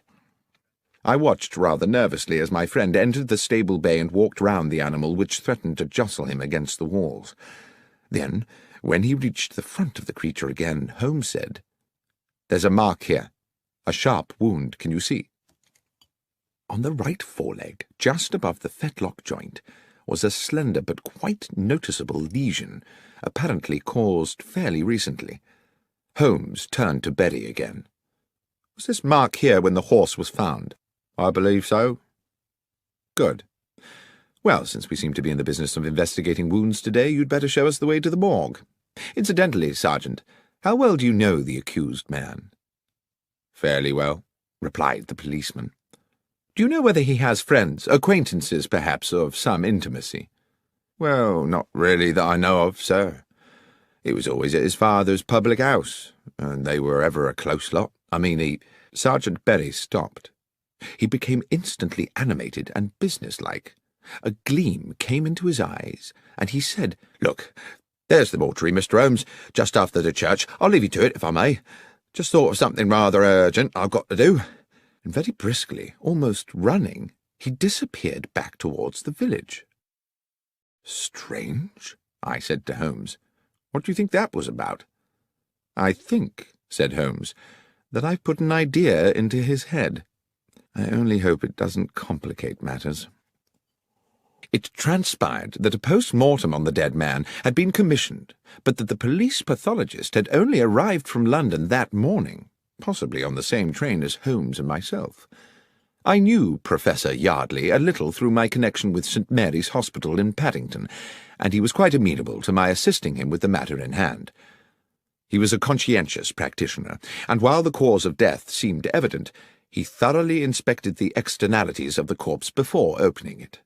The head wound was a clean, almost star-shaped hole, glutted with dried blood. There was no wound on the back of the head, and it was apparent that the bullet had not exited the body. "Notwithstanding that there was no weapon at the scene," Holmes said, "suicide seems out of the question, wouldn't you say? There are no powder burns to the skin, and, besides, the wound is probably too small for a close shot. I'd say the missile came from some distance." The bullet had, it turned out, penetrated the brow and lodged deep in the parietal lobe of the brain, but, as Holmes had suggested, the hole in the skull was small, and there was not the dramatic shattering of bone one might have expected from a close shot. Suicide, Professor Yardley concurred, was not a possibility. "We are certainly looking for a murderer, then," I commented to Holmes as we wandered back towards Stovey. "Well, somebody killed Henry Weeks for certain, Watson. But I have to confess that at this moment I have no idea who it was." "You don't think we might be wrong about Jack Carpenter after all?" "I do hope not, Watson. It would be an appalling tragedy. But then I suppose for one poor soul or another murder always is." I had hoped that our next port of call would be the Horse in Colours, for an icy wind had blown up and I was ready for a glass of beer and the comfort of the inn's blazing logs. But Holmes walked us straight to Stovey Station, where, he said, we must make an important call. I steeled myself against the increasing cold as the last light faded from the sky. The station-master at Stovey was Milton Fraser, a man dressed to give the impression of order and precision, his cap fitting perfectly the balding sphere of a small, neat head, and a fine silver pocket-watch peeping from his waistcoat pocket. Holmes, whose own knowledge of the country's railways is second to none, won his confidence easily. "I wish to ask you, Mr. Fraser," he said, "about yesterday evening. There is a late train to London, I believe." "The 10:59, sir." "It was on time?" "It was, as it generally is. Not much traffic on the tracks at that hour." "And do you recall whether any passengers boarded the train at Stovey?" "Of course I do, sir. Young Jack Carpenter." "Just him?" "Yes, sir. His father saw him aboard. I watched the train pull away myself." "And there is no way anyone could have left the train after that?" "Well, not here in the station, no. Not without my seeing him." "Not in the station?" "No." "I suppose it might be possible for someone to alight at the crossing." "The level crossing?" "Yes, sir. The 10:59 always stops at Darkhill Crossing for a few minutes. Safety precaution, sir.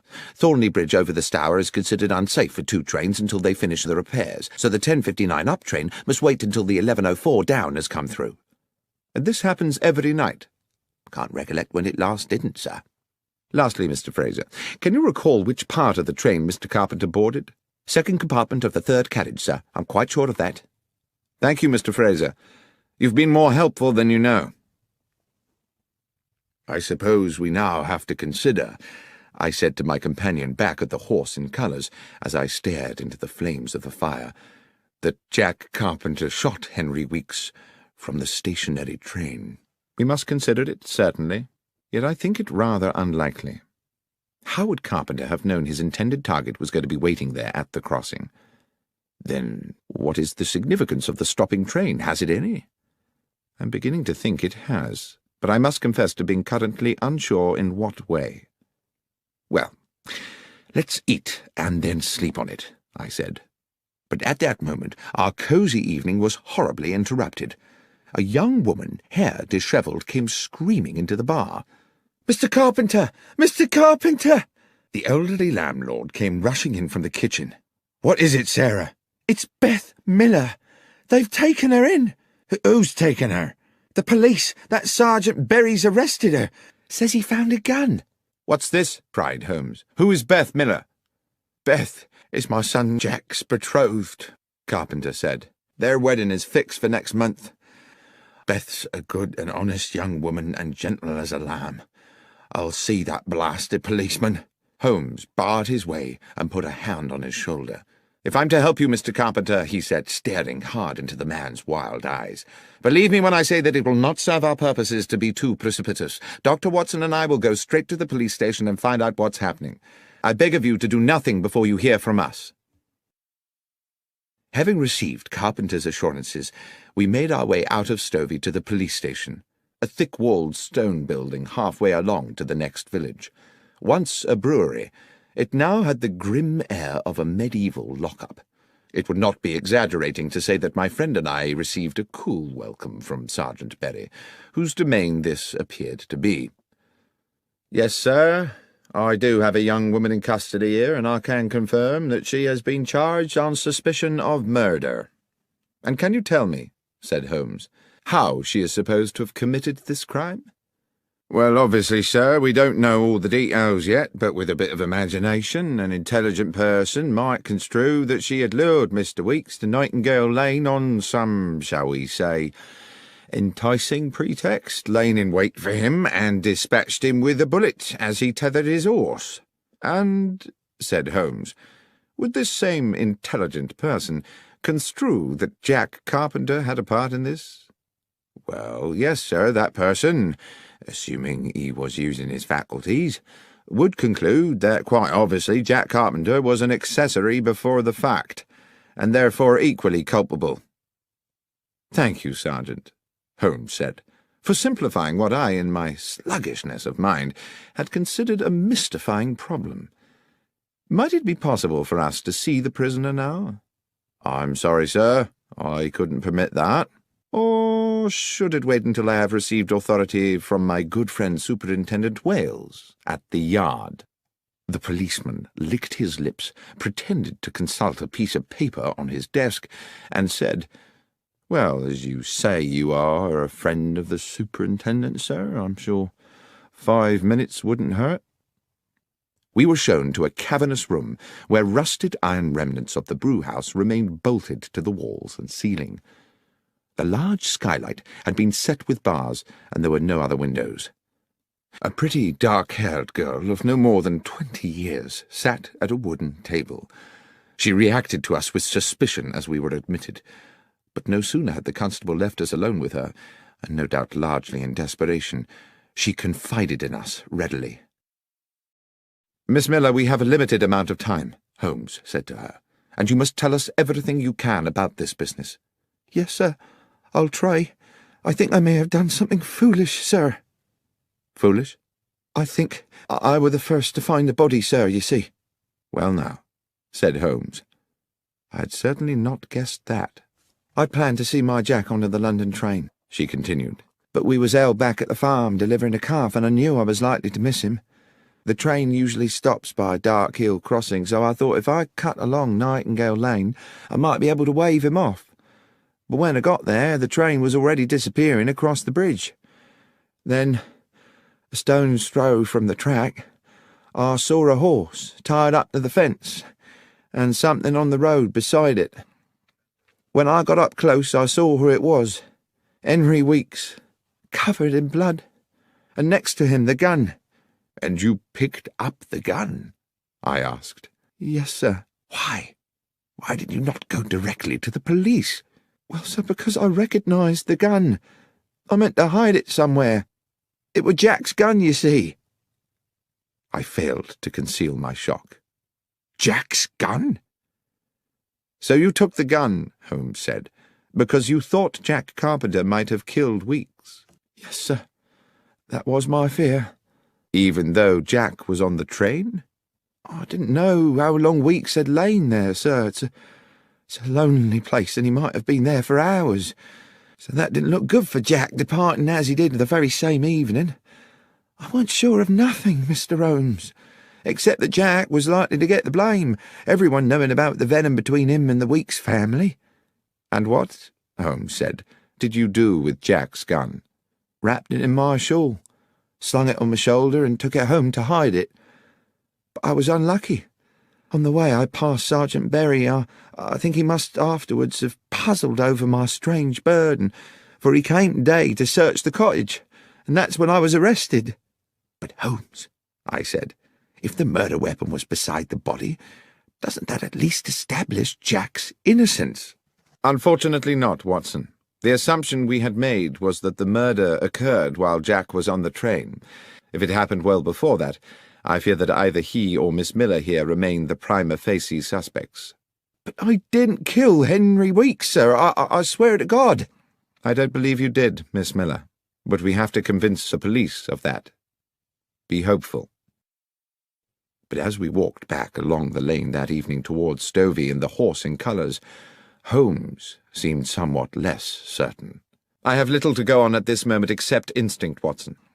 I do not feel that Jack Carpenter killed Henry Weeks, and I feel even more strongly that that young woman did not do it either. But feelings, I'm afraid, are not evidence. Let's hurry back to the inn and hope the bar is still available to us. Then we can make an assessment of these matters in comfort." The inn was closed to customers when we arrived, but Mr. Carpenter hastily provided us with a bottle of whisky and some bread and cheese. The fire was still glowing bright, and I sat there for a good hour while my friend went away to ask some questions of our host. Eventually, he returned and reclaimed his seat beside the fire. "Can we number the suspects in this case, Watson?" "Well, apart from Jack Carpenter and the girl Beth Miller," I said, dropping my voice, "I suppose Jack's father, our landlord, is another possibility." "Yes. And since we know he saw Jack off onto the train, either he or his son would have needed to commit the murder some time earlier. But how early? I've just spoken to him at length. He assures me, and I believe him, that there are plenty of people prepared to swear that both he and Jack were here all afternoon, and Beth spent the day at farm work. Even so, if the police go ahead and prosecute a case against one or all of them, there's a strong chance a jury might find them guilty, based purely on the assumption that they would at some time have had the opportunity. We are not out of the woods yet, Watson." "I see what you mean. Our inquiries seem to have stalled, rather." I refilled our glasses from the whisky bottle, and Holmes puffed at his pipe. Then suddenly he said, "The secret is on that train, Watson. I'm sure that's where it is. What time is it? 20 minutes to 11. Come along. We might just get there before it leaves." It was an old cart that transported us post-haste along the hold and muddy lanes of Stovey, so that we arrived at the station splattered and not a little shaken. We were, however, in good time to meet the 10:59. Unfortunately for us, the station-master, Mr. Milton Fraser, was again on duty. Despite his obvious respect for my friend, however, he became instantly resistant on hearing Holmes's request. "No, sir. I'm afraid I most definitely cannot hold up the 10:59 London train. Mr. Fraser, this is no flippant request. An innocent young woman will spend tonight locked in a dungeon, as will her fiancé, unless I am able to complete certain essential inquiries. I ask only for 10 minutes. Mr. Holmes, my reputation may be a small thing by the world's standards, but it is very important to me. 10 minutes is a long time to delay a train. But if I can guarantee you that this will not affect your reputation, can you really do that, sir?" "Mr. Fraser, you have my word on it." A long, thoughtful pause. Then, "Very well, Mr. Holmes. I'll do as you ask." When 2 minutes later the great black locomotive hauled its clanking carriages into the station, Mr. Milton Fraser went straight to the footplate and had words with the engineer. A wave to Holmes and myself, who were some way along the platform, told us all was clear, and we boarded the train. Holmes went directly to the second compartment of the third carriage, which contained just one late passenger, an elderly gentleman sitting beside what I saw immediately to be the medical bag of a general practitioner. "If I may interrupt your peace and quiet, sir," Holmes said, and having outlined his reasons, asked, "Were you aboard this train last night?" "I was," said the older man. "I take this train pretty well every night. I'm a medical man with a practice in Newbury and a home in London." "Were you in this same compartment last night?" The elderly physician laughed. "Creature of habit, sir. Same compartment every night." "And do you recollect the young man who, I believe, got onto the train at this station yesterday?" "I do, as a matter of fact. He sat there, right opposite me by the window. Pleasant young man." "Good. Now, sir, the train stopped at Dark Hill Crossing a little way up the line. Do you recall anything unusual about that?"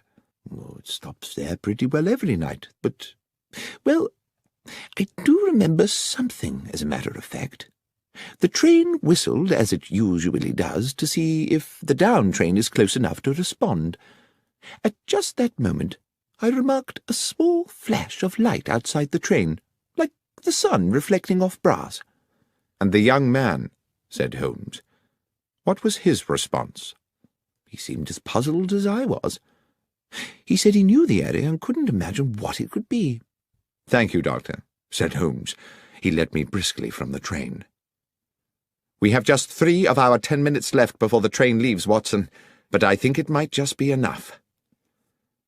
Mr. Fraser was waiting for us on the platform. "All done, sir?"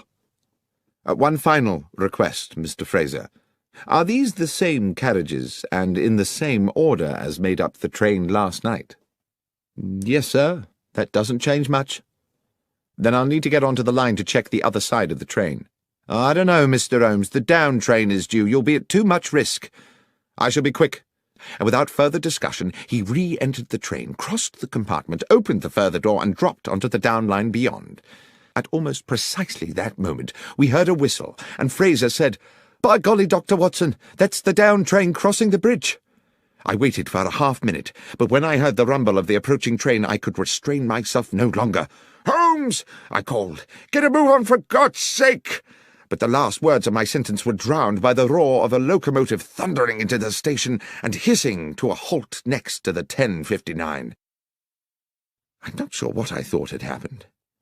I could see that Holmes had not regained the empty compartment for a terrible moment.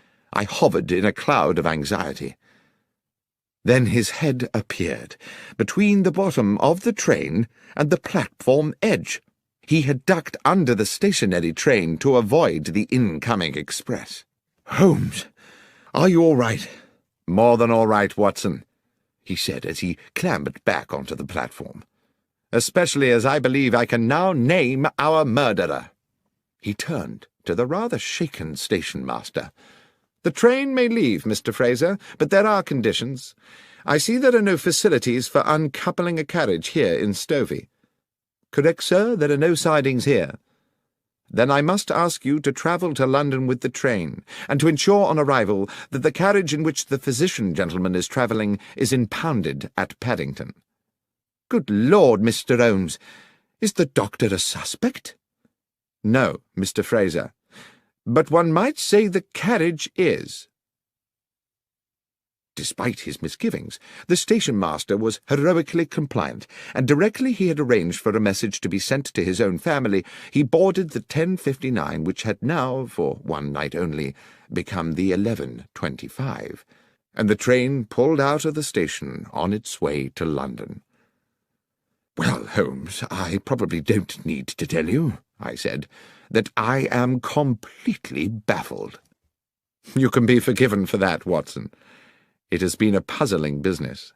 But you do intend to explain to me how a train carriage can be a suspect in a murder case?" I will explain everything when we get back to the Horse in Colours, but first I must ensure that Beth Miller is released from that appalling prison and spends tonight in her own bed. It was long past midnight when we sat again in the comfort of the inn. Though I had not been present when Holmes had put his theory before Sergeant Berry at the makeshift jail, he had clearly made a convincing argument, because Beth Miller had been immediately released and sat with us now at the rough-hewn table where Samuel Carpenter, bubbling with the turn in fortune, was proving very liberal with his best ale. "So, who was it, Mr. Holmes? Who was the murderer?" "Well, that's not as simple a question to answer as you might think," said Holmes. "The simple answer is that Henry Weeks was the murderer." "Do you mean it was suicide?" I said. "Well, Watson, whatever we call it, there is no doubt that when Henry Weeks fired the gun, it was to murder Jack Carpenter." Around the table, Mr. Carpenter, Beth Miller, and I, all wearing similar baffled expressions, sat staring at Holmes, waiting for him to elucidate. "Henry Weeks," Holmes said, "went to the spot with the intention of killing young Jack.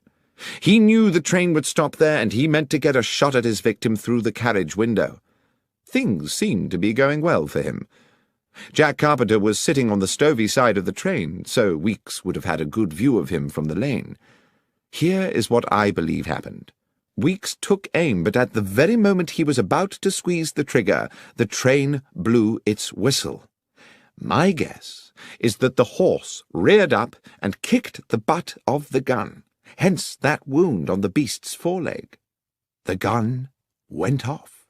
"Ah," said I, "that flash of light the physician on the train mentioned." "Precisely. The sound of the shot was probably drowned by the noise of the train. The gun barrel now tilted down, its aim sent low. The bullet hit the wheel bogie of the carriage. The mark on the metalwork is what I was so keen to check this evening, and ricocheted back to strike Henry Weeks." "So the train wheel was the killer," I said. "As I say, one could impute the train or the bullet or even the horse as accessories, for all were material in the death. But the fact of the matter is that Henry Weeks, in a rather elegant example of poetic justice, inadvertently murdered himself." Holmes and I took the first train back to London the following morning, passing on our way out of Stovey Station the sight of Weeks's lonely death. "What put you onto it, Holmes?" I asked. "I suppose you could say, Watson, that human goodness put me onto it." "Not deduction, then?" "Samuel Carpenter, his son Jack, Beth Miller. Good people, Watson. We were, if my instinct about them was correct, distinctly short of homicidal candidates. Then you'll recollect the nature of Weeks's head wound. Clearly not suicide, as you noted yourself, because of the shallow nature of the wound. But was it a deep enough lesion to have been caused by a direct hit at close range? That set me wondering about whether the bullet might have rebounded. My examination of the train confirmed it." "You're quite right about the wound. I dare say it didn't kill him outright. The poor man probably lay there for some while, bleeding to death in the cold." "Well," said Holmes, "perhaps that bleak hour may have given him time to reconsider the error of his ways." Sherlock Holmes, The Rediscovered Railway Mysteries and Other Stories, was written by John Taylor and read by Benedict Cumberbatch. It was produced by Fiction Factory and is published by BBC Audiobooks.